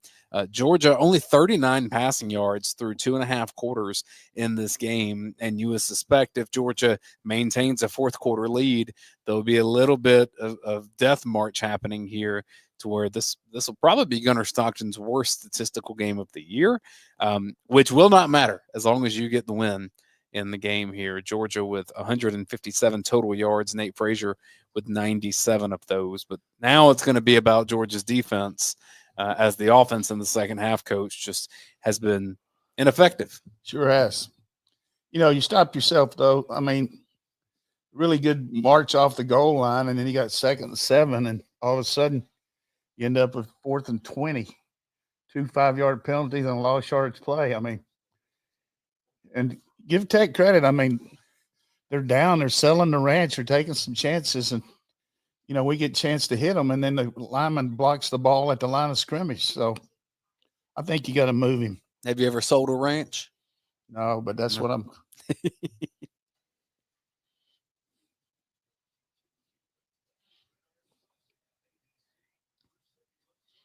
Quarter and a half against your rival. You still have a 2-possession lead. Offensively, I think you got to go to your horses. Defensively, maybe another turnover. If you have questions you want me to get to Coach Donnan for the remainder of the game, let me know. Just throw them in the chat. If you're watching over on YouTube, that's probably where I think the best place is to watch. But if you're checking us out on Facebook, you can do it there as well.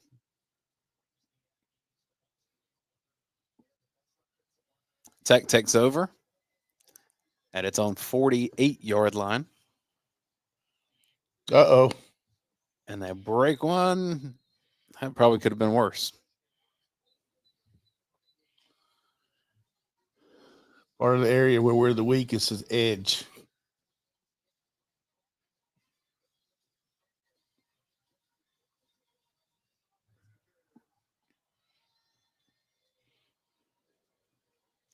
There's King on a run, and he's got a lane here. DeMello Jones.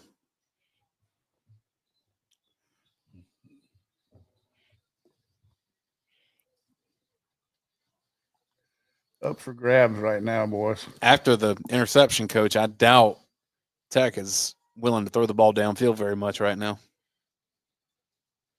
Yeah, unless it's just play action.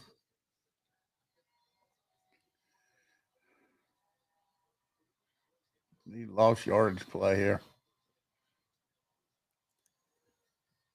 Another keeper for Haynes King. Zion Branch with the tackle. Raylan Wilson in there.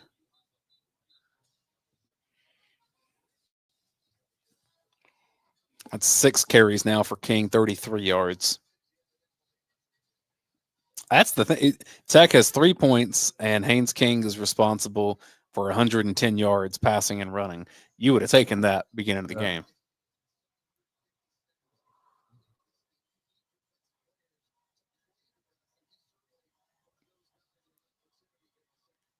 Second and 6. Ball at the 29. Score its away, and it's going to leave a 3rd and short.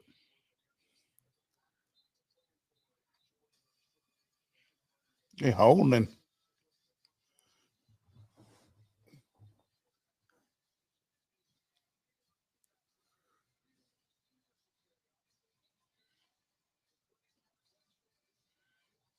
This is some kind of play action, I promise you. Show us the formation. They're going to go for it.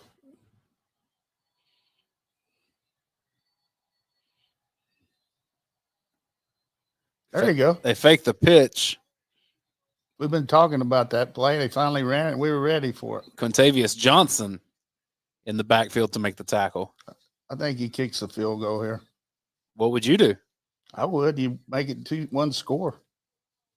Hardest points are coming by. They got 4th and 4. It was 4th and 1 maybe, but. Great play from Quintavious Johnson. Block it. Aiden Burr attempting his second field goal of the day. This one a bit longer, 44. Converted on the 30-yard earlier. Indoors, that's a chip shot for these kickers. You know, you get the ball on your side of the 50, you're going to get points, and that's twice today they've gotten it there.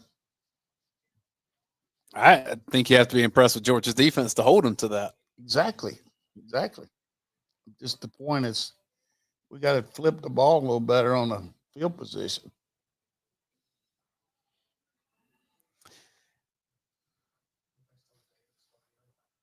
Although right there, I think they might have got it a little bit further back. We punted to them. Where did they get the ball? Where did it start that drive? They got it at the 48-yard line. That's 2 yards. Yeah.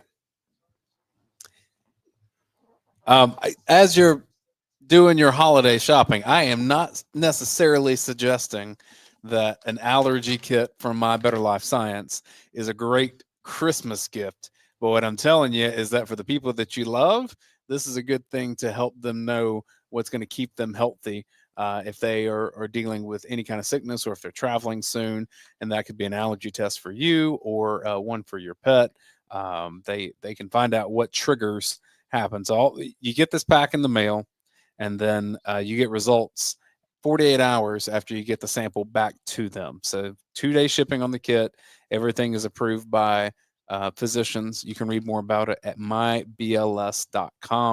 And the Allergy Hero kit is the one that I suggest. But if you have a tick bite, maybe you're worried about Lyme disease. I'm from an area that our dogs had ticks on them, and you spend any time out in the woods, it's something you want to have on hand, and can save you a lot of hassle if you know what your allergies are, or that pet test hero. My Better Life Science, mybls.com. Some Georgia folks behind that as well, so know that you're supporting people that support Georgia. Appreciate Adam Strange and all he's done for us. Excuse me. Wrong one there. Adam Block and everybody.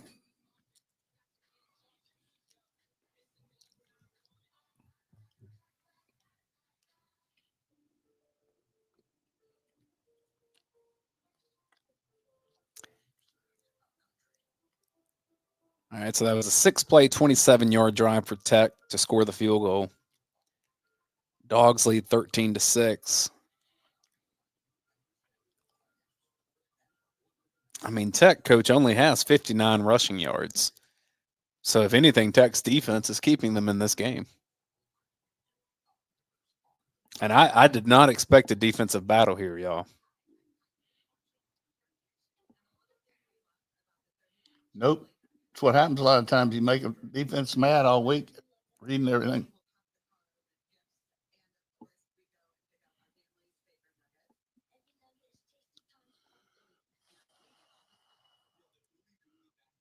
Four minutes, 33 seconds left on the clock. You feel like if Georgia can get points here, you're in the catbird seat for that final quarter. It would require special effort from Tech. But I also understand if you've watched Georgia offensively today and say it's not just as simple as saying go down and score some points.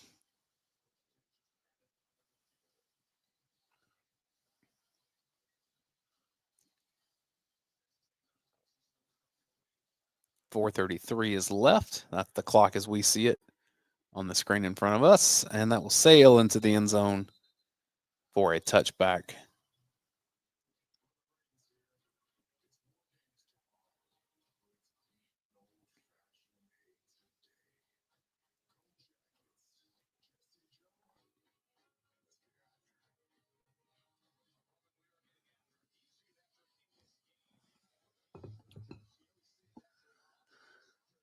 Go with your best run behind your best blocker. Got Glover at left tackle right now, or at left guard, excuse me. Didn't like Micah making that mistake. Right, running over right guard. Oh, Tech Free stuffed it safety there. on the line of scrimmage. I mean, they're just It's a numbers game at that point. yeah.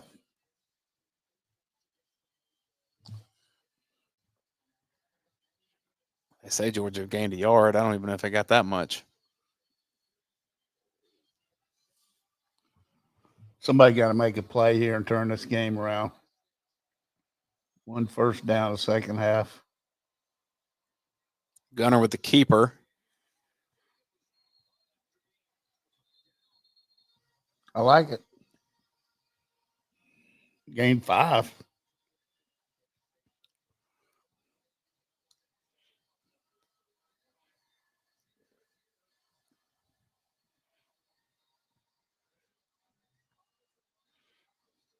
Third and 5. You ever made a first down? Here's the time to make it. Band's not allowed to play during the play. What are they doing? Throw it underneath route one time.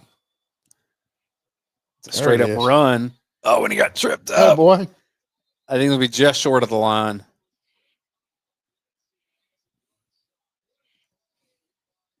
Get up there and sneak it. EJ Lightsey got down there and tripped him up.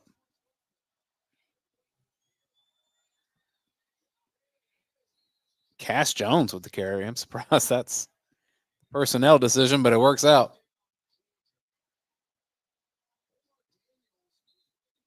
Would he have been in there previously and they were trying to go fast? Oh, well, they just didn't take him out of the game. Yeah, that's what I'm saying. Not allow for the substitution. It's a terrible run. He should have run right off the tackle there. It's the way to go for it. Now let's go. Keep moving the quarterback around.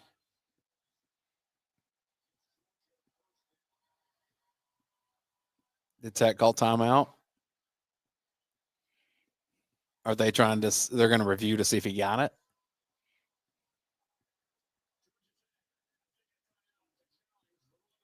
All right, so Tech is challenging the spot of the ball. So we get to hear what the officials say when they review this because it's ACC. Kirby should have challenged that one before.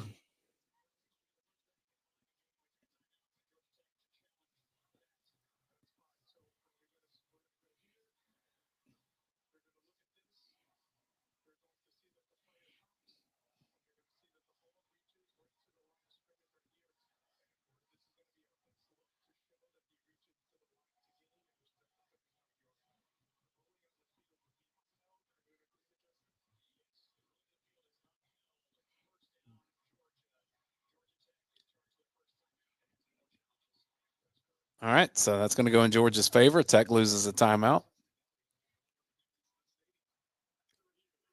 All right, let's get some things rolling here.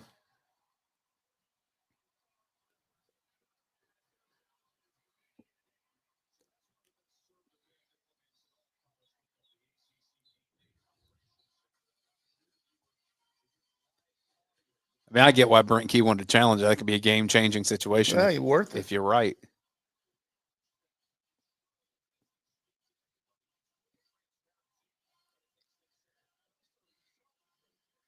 Hope Cash is all right. He was holding his arm. He should have stayed behind his pads. That's Lawson Lucky in the backfield. That's what we talked about. You're going to throw it to him in the flat here.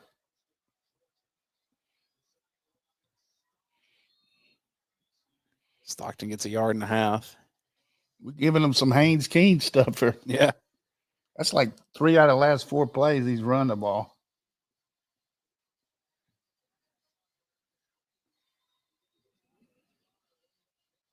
And if I'd have told you that the center of your line at this point against Georgia Tech would have been 2 true freshmen and Malachi Tolliver, if I'd told you that at the beginning of the season, you said I was crazy. That's the case. There you go. First down, Nate Frazier. Hold on to that ball. He's over 100 now, isn't he? He was at Yes, he's at 108 yards.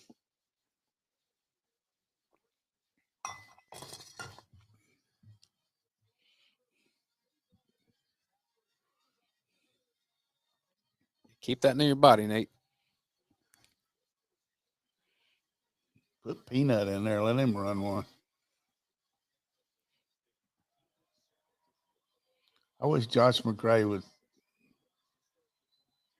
Fake to McCray. Here's the shot to Noah Thomas. Incomplete. That was dangerous. The shot.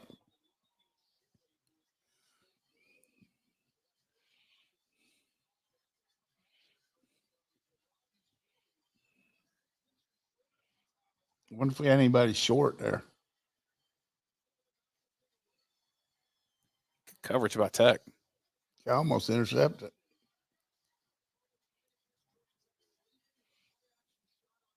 Yeah, I probably should have been intercepted. But lucky for Georgia, it isn't. Quarterback keep over here after you fake it. Nate goes to the left side. Lawson Lucky got Face pushed back mask. There. Yeah. We got it. Don't you think? Looked like it to me.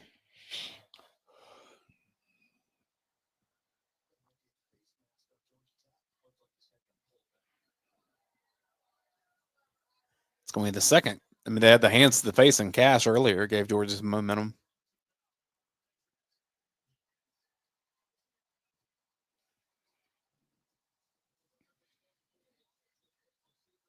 Yeah, no doubt on that.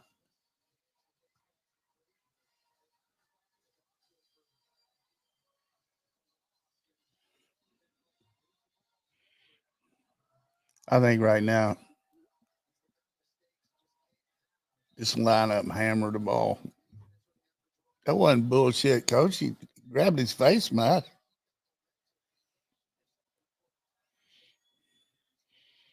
I promise you, if he would fake the ball to this guy off the, now he's not going to do it. There's nobody on the left. They're throwing it again. God, keep him in bounds. Yeah, out of bounds. Twice today. It's not very accurate.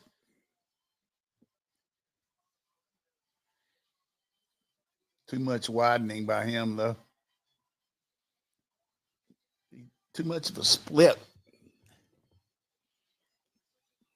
She wants to run the dang ball.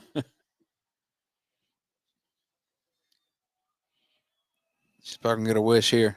Look at that left side again, Coach. They're going to come for the blitz. They got it. That's going to set up a 3rd and 11.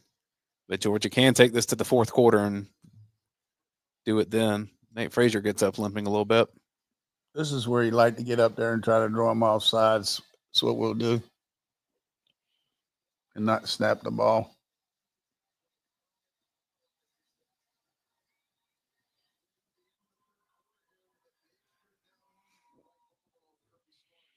All right, Georgia takes a 13-6 lead into the 4th quarter.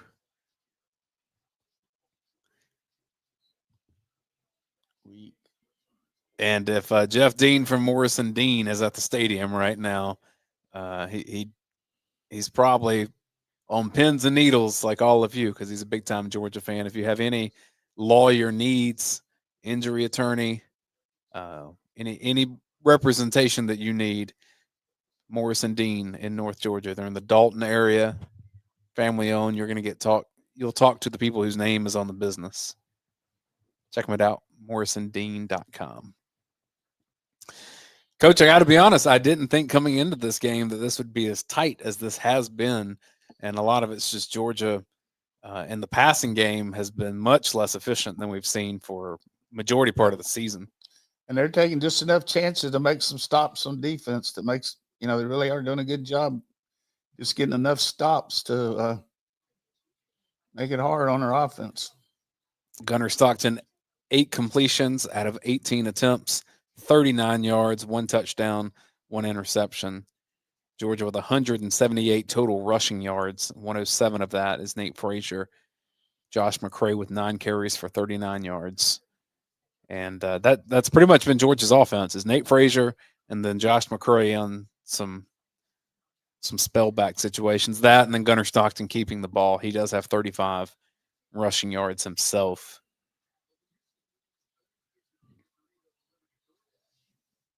But Georgia they are 3 for 3 in the red zone. But this ball's at the 39, so it would be a really long field goal from. What I do right here, run some kind of running play and give him a chance for a field goal because it makes it a 2-score game. Yep. He can kick it that far indoors.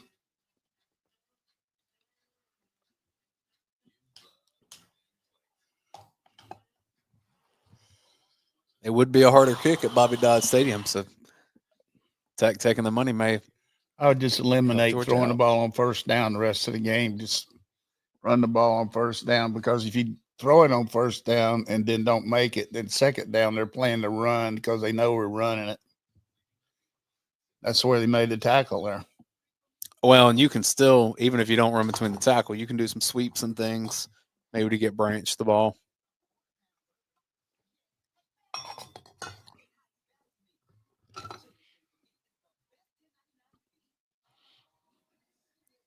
Georgia does have all 3 timeouts here in the fourth quarter. Tech down to 2 after their challenge.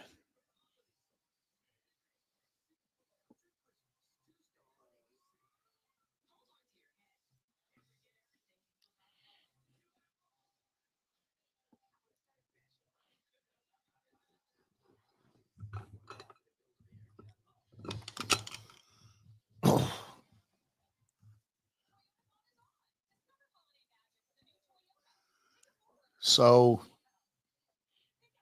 if we get in the championship game, we'll have a show next week. If not, our next show will be the first playoff game, right?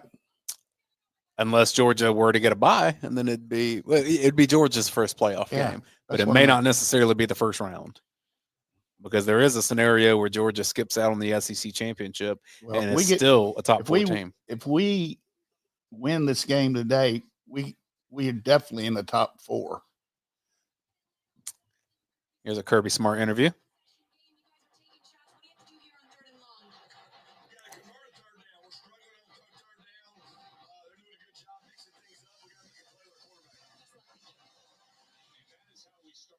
Got to make a play with the quarterback, he says.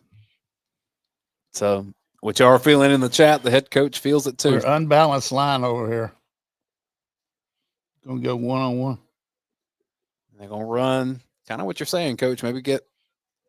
It's good. Yeah, 3 or 4 yards to make it a closer field goal.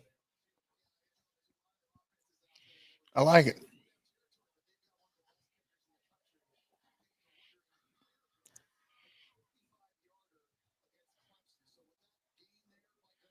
This might be out of his range here.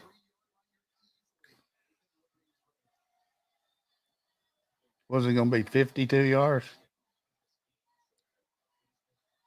51? This is a 50-yard attempt.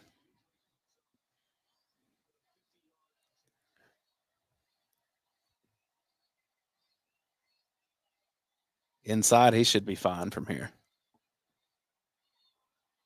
And it's good. Snuck through. Had a little right to left there. Special teams. That's a couple times, Coach, that Georgia special teams have helped them today. Yeah. That was really good play on third down, I thought, by us, don't you? Yeah. Get it far enough to get 4 or 5 yards, make it a 50-yard field goal instead of. Yeah, they're talking about Marcel Reed being on the Heisman watch. I suspect he gets the invite. That's probably your 4 going to the Heisman ceremony. See what happens with Sayin tomorrow. He could help himself. Can you imagine Michigan beat Ohio State? I think it's definitely on the table. Bryce Underwood's really good. Who they playing tomorrow? Notre Dame. Stanford.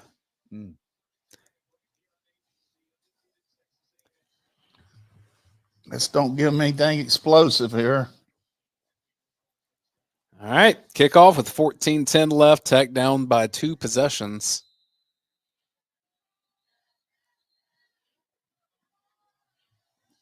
I would think if you're Georgia Tech, though, Coach, you're probably not pressing yet. You're just going to run your offense, see if you can get a stop the next time. We got to watch for them throwing the ball over the middle on first down. That's what we got to watch for. And double moves.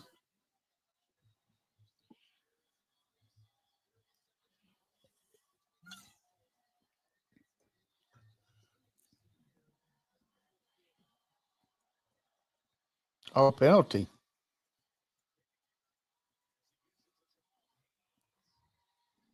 Just ridiculous tackling there.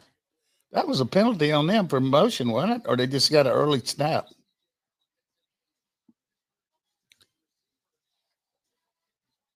I guess early snap. I mean, seriously.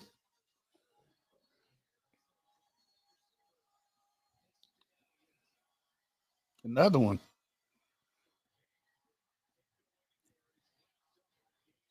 Gabe Harris. A couple big plays from Gabe. Can you believe how good we played the quarterback run today? How many yards is he at? Haynes King has 35 rushing yards. If we could stop him here, I might sing a little Elvis for you. You have the pillow over your right shoulder. Elvis is always watching.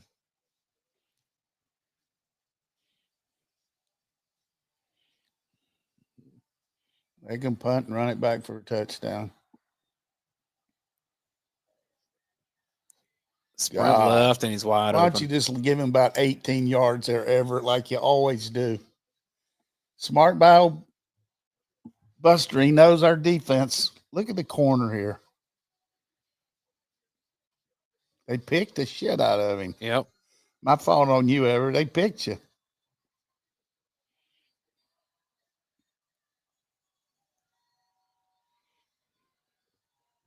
King up to 92 passing yards.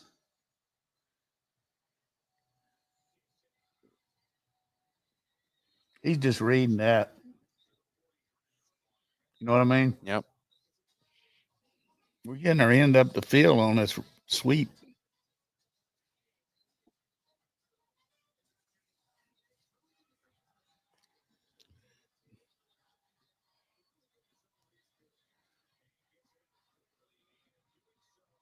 I don't know what Everett's doing, but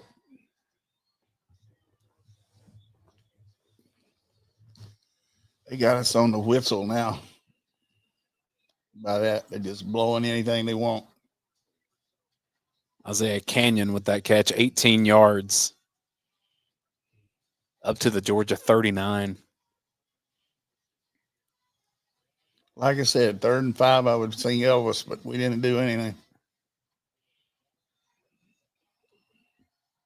Second empty.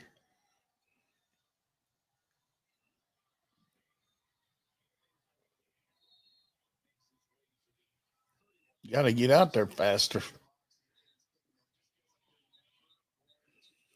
I mean, that's like an extended misdirection when you fake a jet and then throw behind where the jet came from.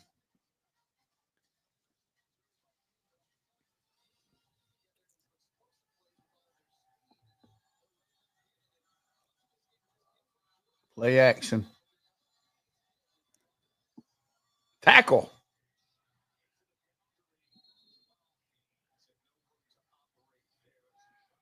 All right, they say it's going to be – there's a flag on this play. I think they hit us late.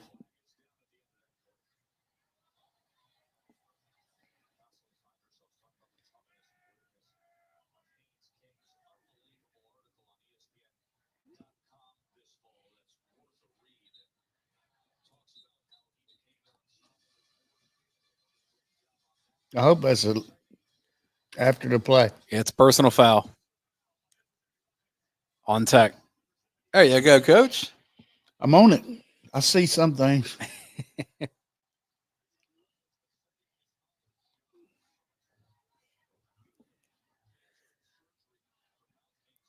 It's not clean old-fashioned hate if you're doing late hits.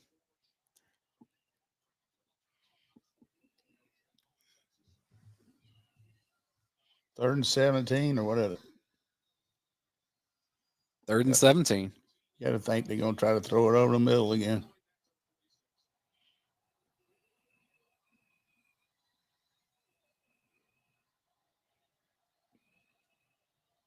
Three-man rush. Oh. Thought they had a chance at an interception there. Three-man rush there.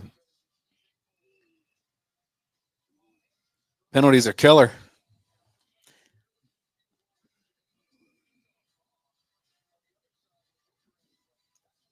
You're going to have to punt it here. Death march time.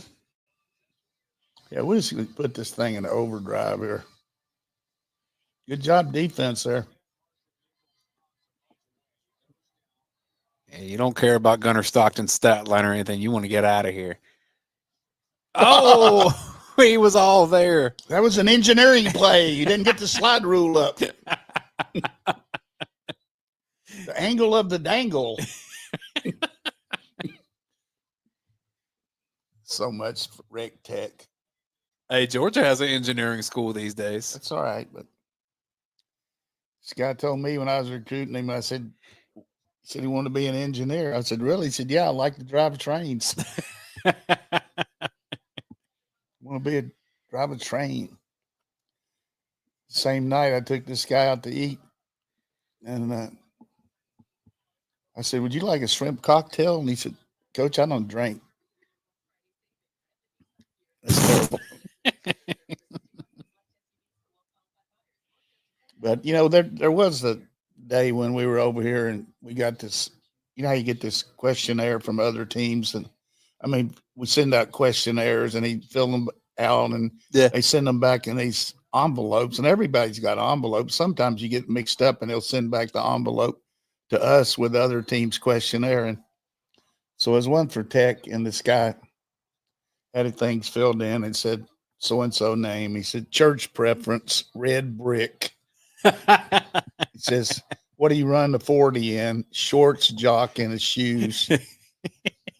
And sex, yes, once at the drive-in.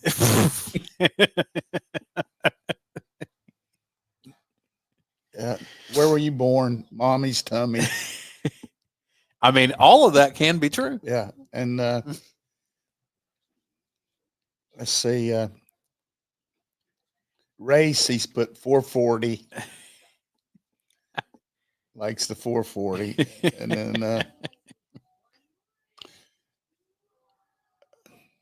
And then what would you what would you like to study? He's put agriculture. I like to draw.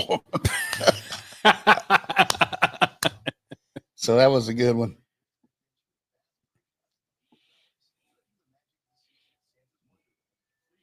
I told this one on the show the other day, but I like this country boy up in the mountains is taking geology, and the teacher said, do you know what barium is?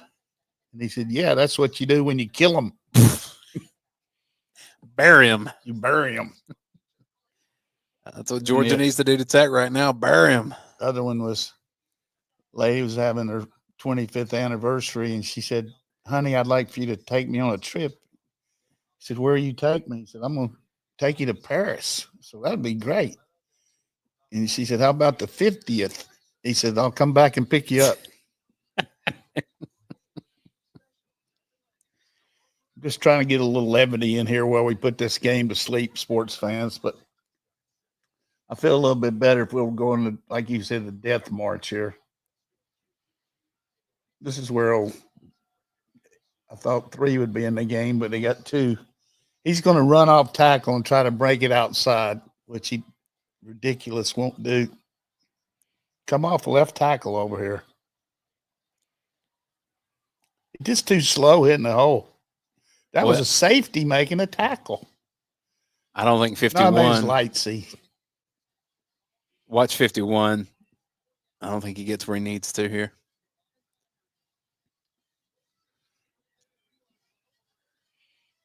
Oh, he overran it. Just look back inside. I mean, we blocked everybody except one guy. All right, 2nd and 10. Keep the ball, Gunner. Screen.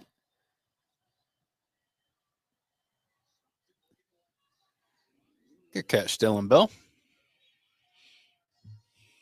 For a passing game that has not been dynamic today, Coach, that was important. Not as important as this 3rd down pickup. 3rd and 4.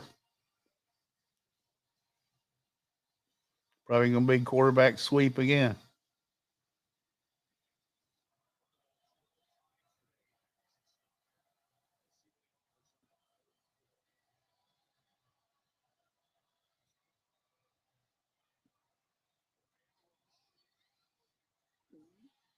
Zachariah Branch. Go to the man. 23 yards. Stepped up and hummed that one. All right, let's go get their ass right now. Put them to sleep.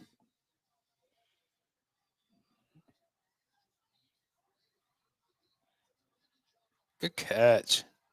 Well, he had to fall down. Probably want to make sure he caught it. This had some zip to it.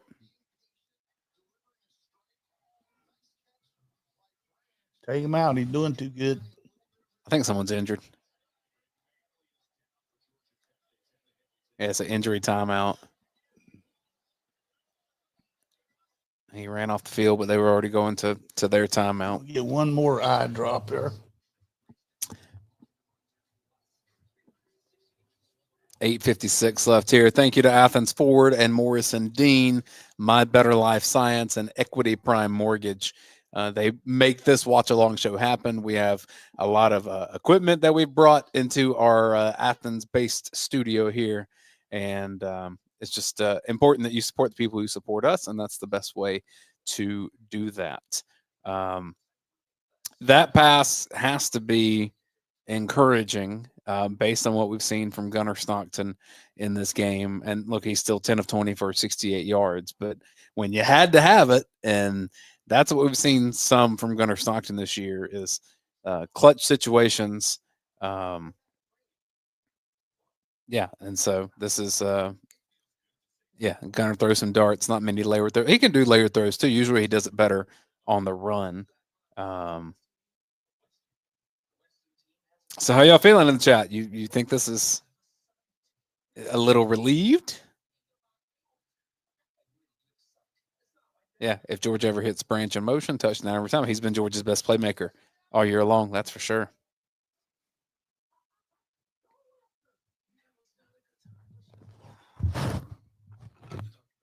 Yeah, Will says, I will take an ugly win.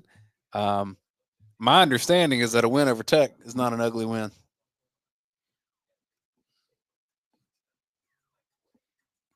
Yeah. I would have taken a couple of those ugly ones.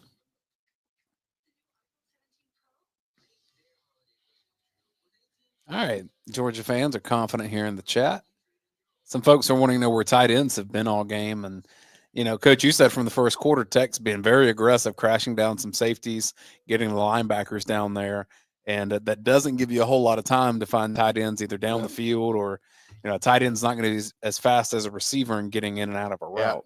And they've mixed it up. We just hadn't gotten a lot of rhythm today, but it's good to learn. And you got some situation where you don't have your first team center, but still execution hadn't. You know, we've been sharp all year, and today, like the one series where we had a couple of penalties, but yeah, I want to make a shout out to there we go. Alan Brock has done a great job for us over here supporting our program. Of course, Adam Strange and certainly Josh Millard have too, but sometimes don't give them all enough credit. But Josh has got this wood situation going for the winter. If we'll talk about it maybe for our next show, where you can buy wood to put in your stoves, and we'll work that out. But Alan has been great about this Better Life Sciences. It's unbelievable. All right, clock's ticking. 8.5 minutes. George is going to come out of the huddle here a little bit late. Might as well. Yeah. Let them see what's happening late. 9 seconds left. They're at the line of scrimmage. Come on, break one. Nate Frazier. He ran right into the back of Dontrell Glover. They're just So Ernest Green is off right now, too. And looks like he just told Stacey Searles that he's fine.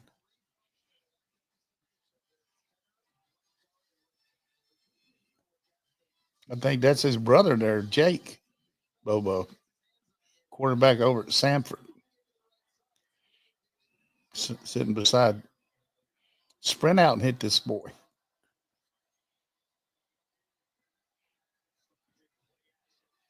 That was a laser to McCray. This series here stinks right now on these three.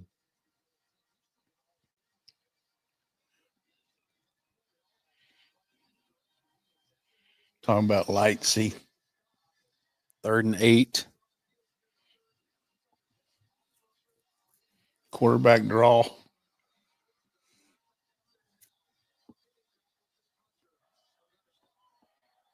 Ball's on the 48.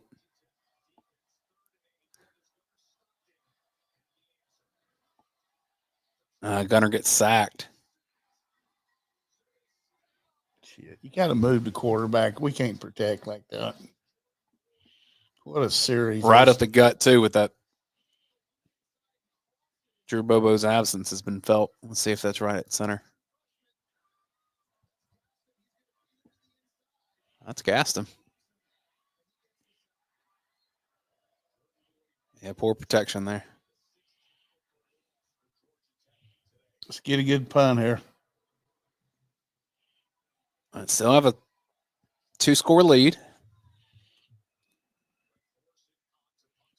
They're going to try to block it.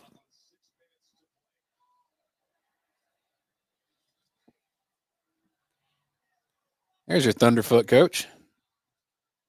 Down to the 11. So at least make him go 89.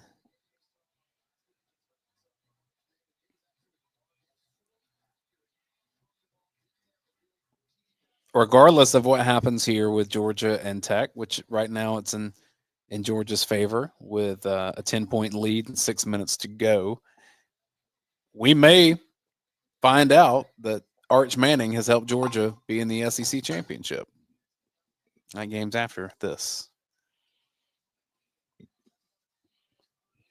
Would be unbelievable. Auburn would beat Alabama and then Coach Kiffin leave tomorrow and somebody else coaching the championship game. Kirby against Joe Judge.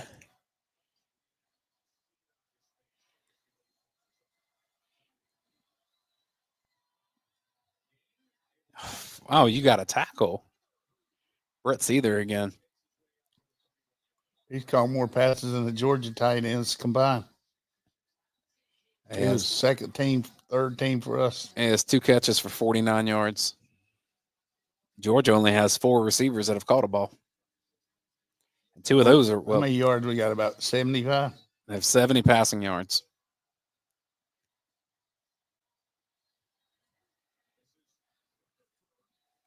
Two receivers and 2 running backs have caught a ball for Georgia. Branch has caught 5. Bell's caught 2. McCray and Frazier have caught 2. That's it. 2nd and 4. Quarterback keep. Ball's at the 37. Where are we lining up here? That is so much cushion. It's ridiculous. It's about the 3rd time, too. Please be holding. They said it's going to be a late hit on the quarterback. That's what Jesse Palmer's saying.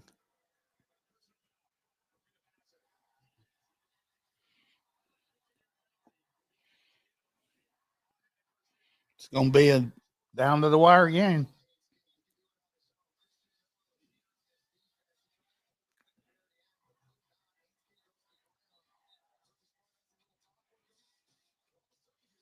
Quarterbacks get the calls. All right, Tech's already into Georgia territory. started at its own 11-yard line.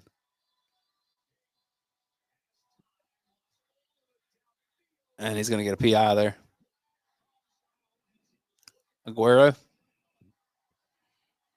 Jesus Christ. 30 yards and penalties. They're not even going to have to try an onside kick.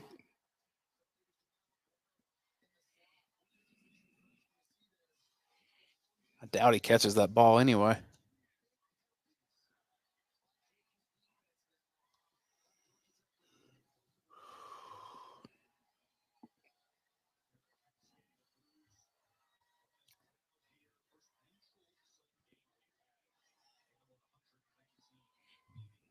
Played so great the whole game, and now this fourth quarter stink defense. All right. Stopped him for 2. That's going to run a lot of clock. And any play where that clock keeps running right now is super beneficial for Georgia. They're not in a hurry. I'm a bit surprised by that, Coach. Well, you got to get in there once before they worry about the second one. Oh, CJ Allen got in there. That's going to be another PI. God almighty, Georgia. DeMello.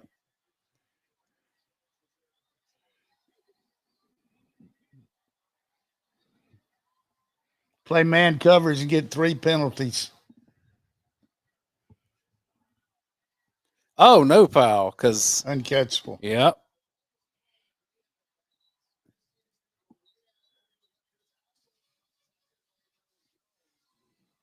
And the ball's not even in the picture. I don't know what we're doing on our coverage here. I really. All right, 3rd and 9.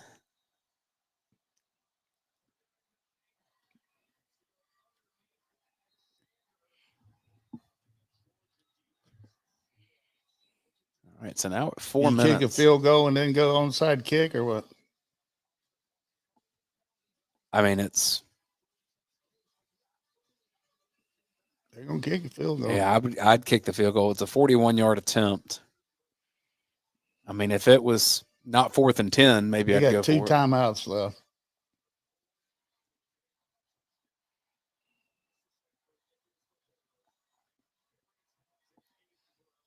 Perfect kick. All right, Georgia. Both these kickers may be NFL kickers, Coach. They're not going to onside kick it. They got 2 timeouts left. You got to make 2 first downs. 2 first downs with a backup center.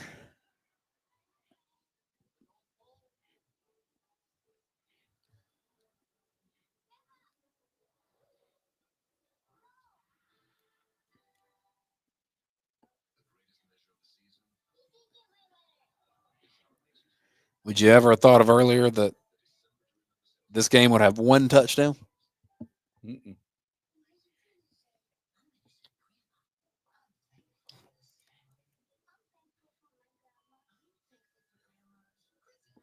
One touchdown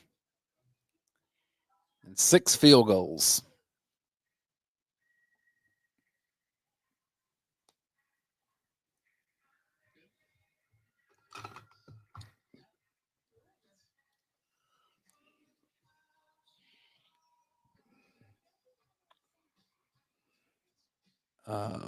This would be Georgia's fewest I will passing. predict this. Yeah. I will predict this. If they get the ball back and score, they'll go for 2. Get the win. No OT. Yeah, just because of last year. At the moment, this would be Georgia's fewest amount of passing yards in a game since 2019. Yeah, we're not going to be passing any time here unless it's 3rd down. Make them use their timeouts. I like to just get in 2 backs and run a tall sweep. over and over. Where you got a lead blocker, they got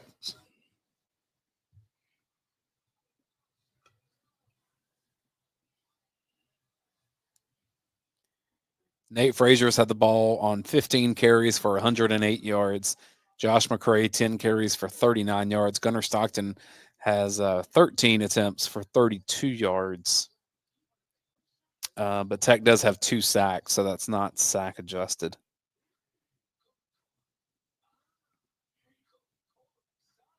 Georgia's averaging 5 yards a carry. So you like Georgia's chances to get a couple first downs here, but they got to go do it. I like them run a hard camp one time too.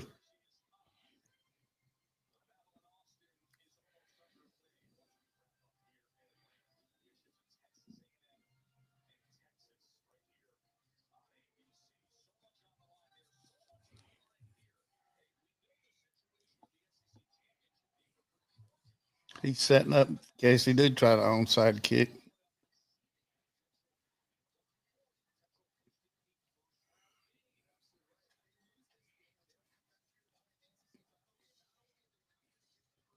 Kick it short and run that sucker back to about the 50.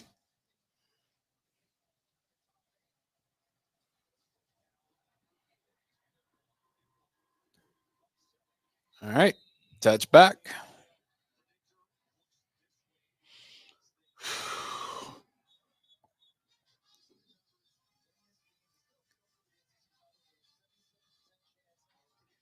I don't know how they come up with these numbers. Well, we won't be in the top 4 if we lose the Texas. Oh, yeah, I get that. But I'm just saying. How do you say it's 77%? Because we won't go less than 4.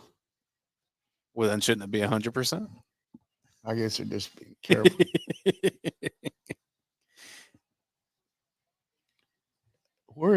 We got this guy's going to run right into him.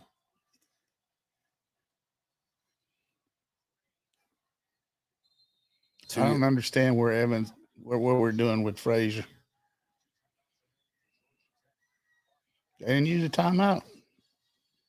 No timeout called yet. Maybe they would probably use it after this, surely, right?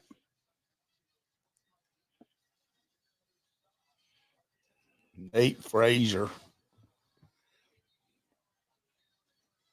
Elias Williams in the game. McCray's in there. 3 tight ends in the field.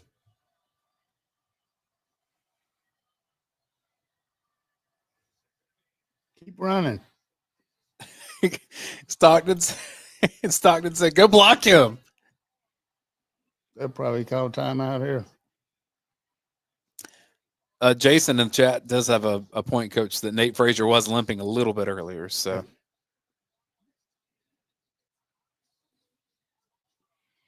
that was huge right there. God, it'll be in a separated shoulder. 3rd and 1. Tech did take a timeout. Would you just run a sneak? If you make a first down here, then they got to call a timeout and then use a 2-minute timeout.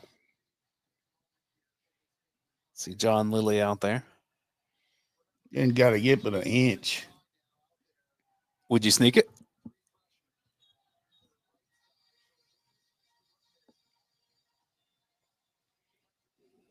I can't believe they make the first down now.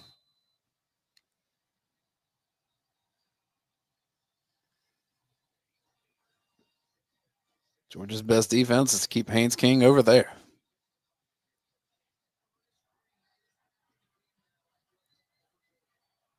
Still McCray. Still 3 tight ends. And he got it. They got to call timeout.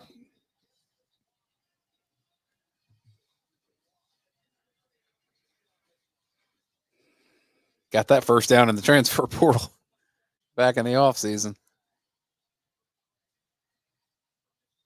Ernest Green, great job on that play. Lawson Lucky, too.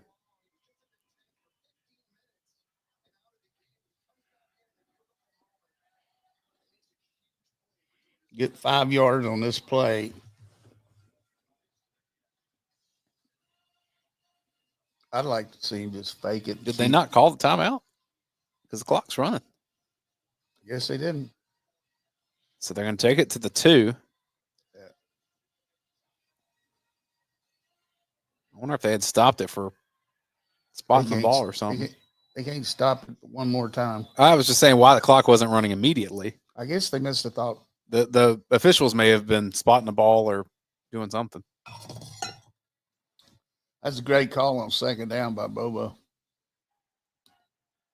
So this next one will be a run play. Tech will call timeout. So you'll have about minute 50. Minute 50. You get 2 40-second clocks after that and the plays in between. So this is close to being a wrap now.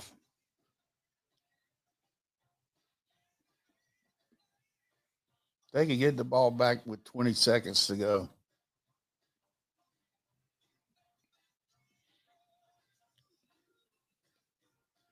Take the W, man.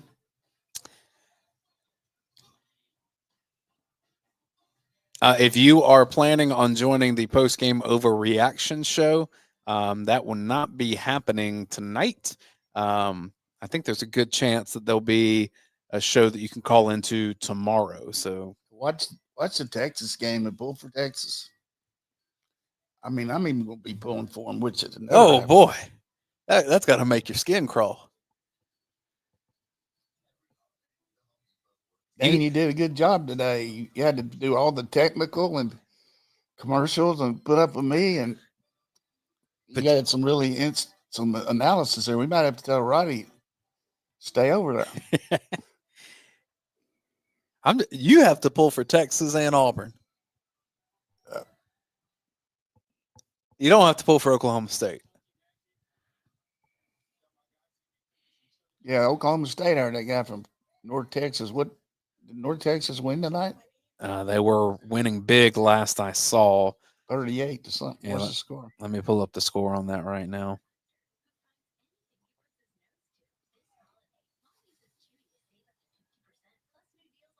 North Texas is up 52-22, halfway through the 4th quarter. One of the leading scoring teams in the nation. And this time last year, Boise State was in playoff mode, and they're 7-4 right now, losing to Utah State. Bronco Mendenhall out there. Bronco retired from Virginia, and then he's come back and he went and coached at some place for a year in New Mexico, I think. Now he's at Utah State. You saw where Art Brow's got a job, right? Yeah. Bringing in Hugh Freeze to be the coordinator. No.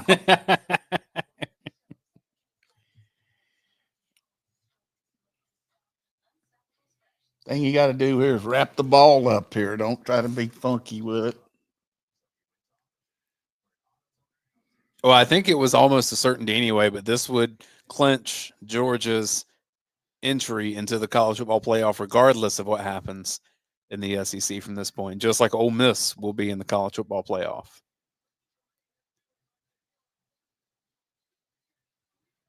Yep. Oklahoma is too if they win tomorrow. And they should. I mean, that's a lowly LSU team. But crazy things can happen.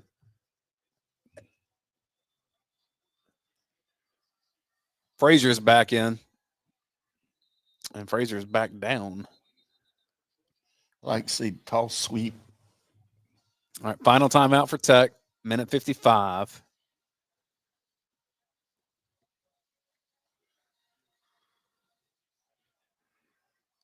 Ain't a whole lot of coaching you do right now, right? It's just hold on to the ball and do your job. Best thing could happen here is not punt. Dog Vet asks, is Bobo a senior? No, he's not a senior, but he graduated. He has graduated, and he's good enough to go to the NFL should he want to. He would get drafted.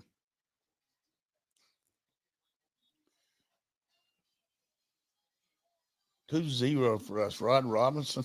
Rod Robinson in the game. Look at you. Good Lord. 2 backs in there. Rod Robinson, he'll probably be up as a fullback with McCray. Jesus, he hadn't carried the ball all year. Don't fumble, Rod.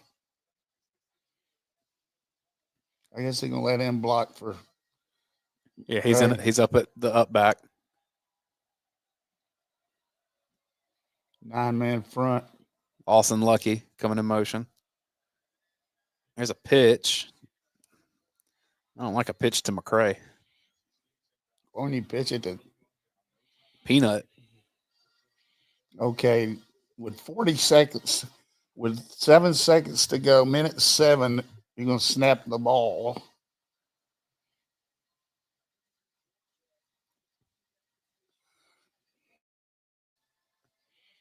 So it'll be about 20 seconds when we punt it. Yeah, don't throw an incompletion. Don't. He's going to call a timeout here. Yeah, they're trying to get them off sides. Yep, that's what they're doing. Tech stays disciplined. Georgia calls its timeout. All right, so at 1:08, a play at minimum would take 5 seconds. So you're looking at 45 more seconds that go off the clock. They put it at 1:09. So you're in the 25 to 30 second range here. Yeah, that's what I said, 20. It takes me a little longer to do the math than you, Coach. I went to journalism school. Yeah. NC State taught you how to count real good.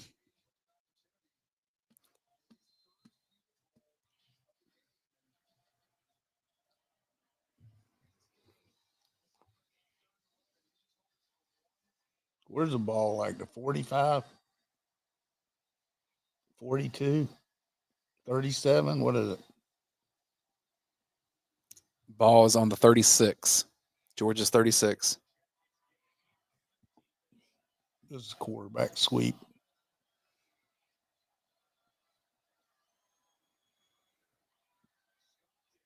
Tells on the block.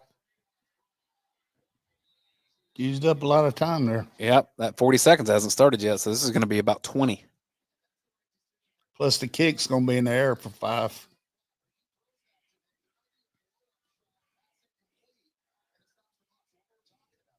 They'll take the time out here to punt, right? Use every second. Hey, for the poor clock management at the end of the second quarter, this has been done very well.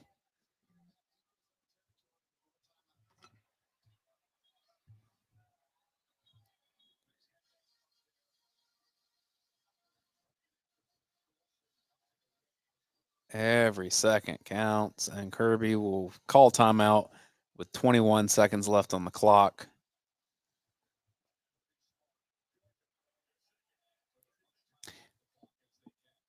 So you know Tech's going to bring some pressure here. Try to tip this.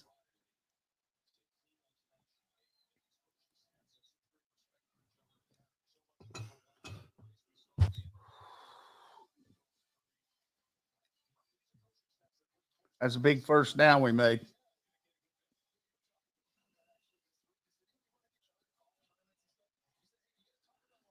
Well, this is why special teams get so much practice, because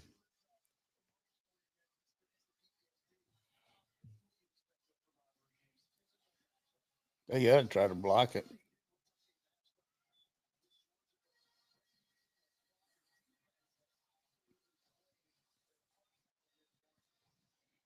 They got a 10-man rush. is Bobo typically in on this? No. Okay. Good punt.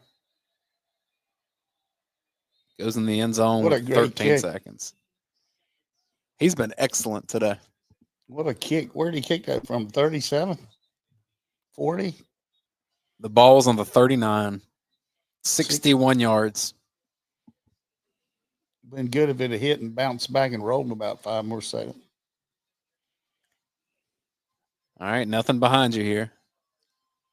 He's a good quarterback, but he doesn't. Don't let him have a play where we get a penalty for.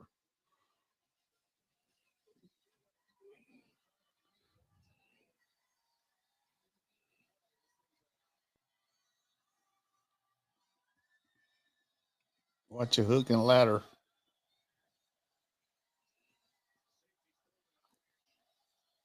No timeouts. Back up. Tackle. All right, they get 8, but they ran half the clock they had, so that's a victory. I would put, there's no way they can score here unless you give them a penalty. Get another shot at it.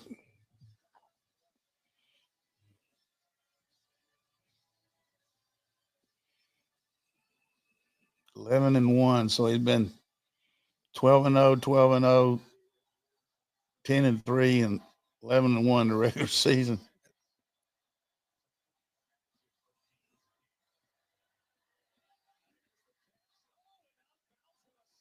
One second left. God almighty. They got a chance here.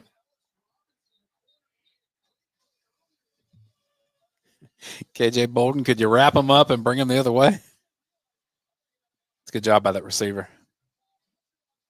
God knows. This is unexpected. All right, Hail Mary time.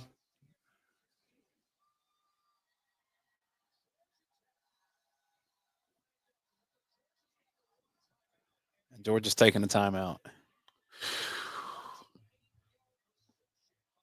They're on the 20-yard line. They've completed 2 passes in 13 seconds. Gotten 50 yards.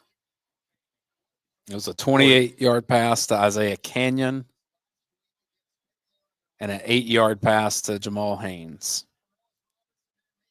Why wouldn't you just stay behind the guy and let him, instead of letting him run around you?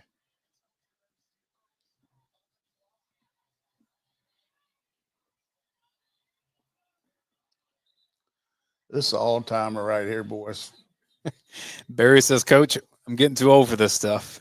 I'm not. It just should have never happened. The first down play should have tackled the guy. They're going to get a shot at the Hail Mary here. Yep. No more timeouts. This is it. KJ Bolden sprints back to the end zone. Rush in there and hit his ass. 2-man rush.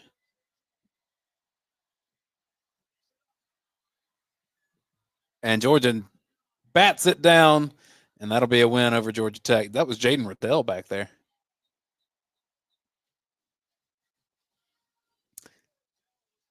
So Georgia gets a 16-9 nail biter of a win a little bit, Coach. I think that was a little closer than we all anticipated. Yeah. Vegas definitely was off on this game. That's some relief from Kirby. Played that last minute not very good on defense. Good win. We'll hang out here to see if they chat with Kirby Smart real fast, but they may kick it back over to. Yeah, they're trying to get him now. Yeah, it's too bad when you're disappointed in winning.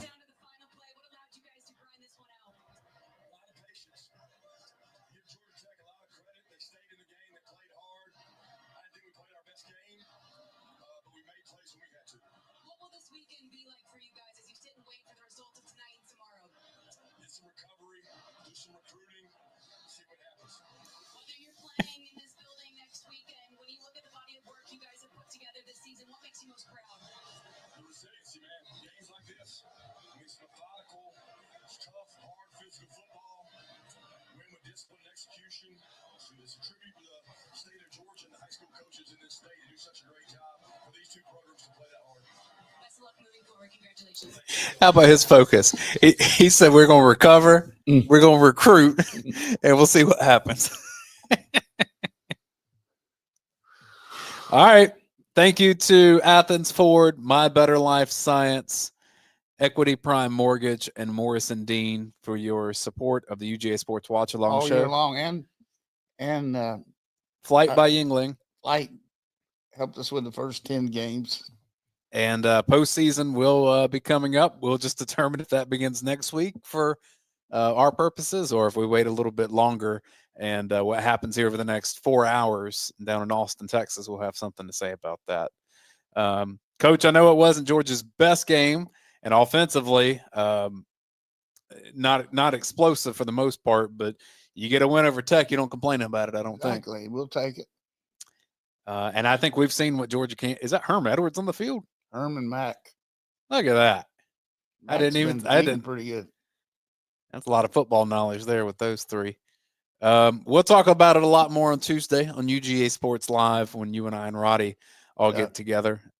But you know, it was just one of those games where Tech took the chances and they worked a lot, and then been nice to get a little more out of our passing game. But defense, you know, if you said going in the game, you keep Tech from scoring a touchdown. I mean, that's one of the lead scoring offense in the country. With one of the best quarterbacks in the country.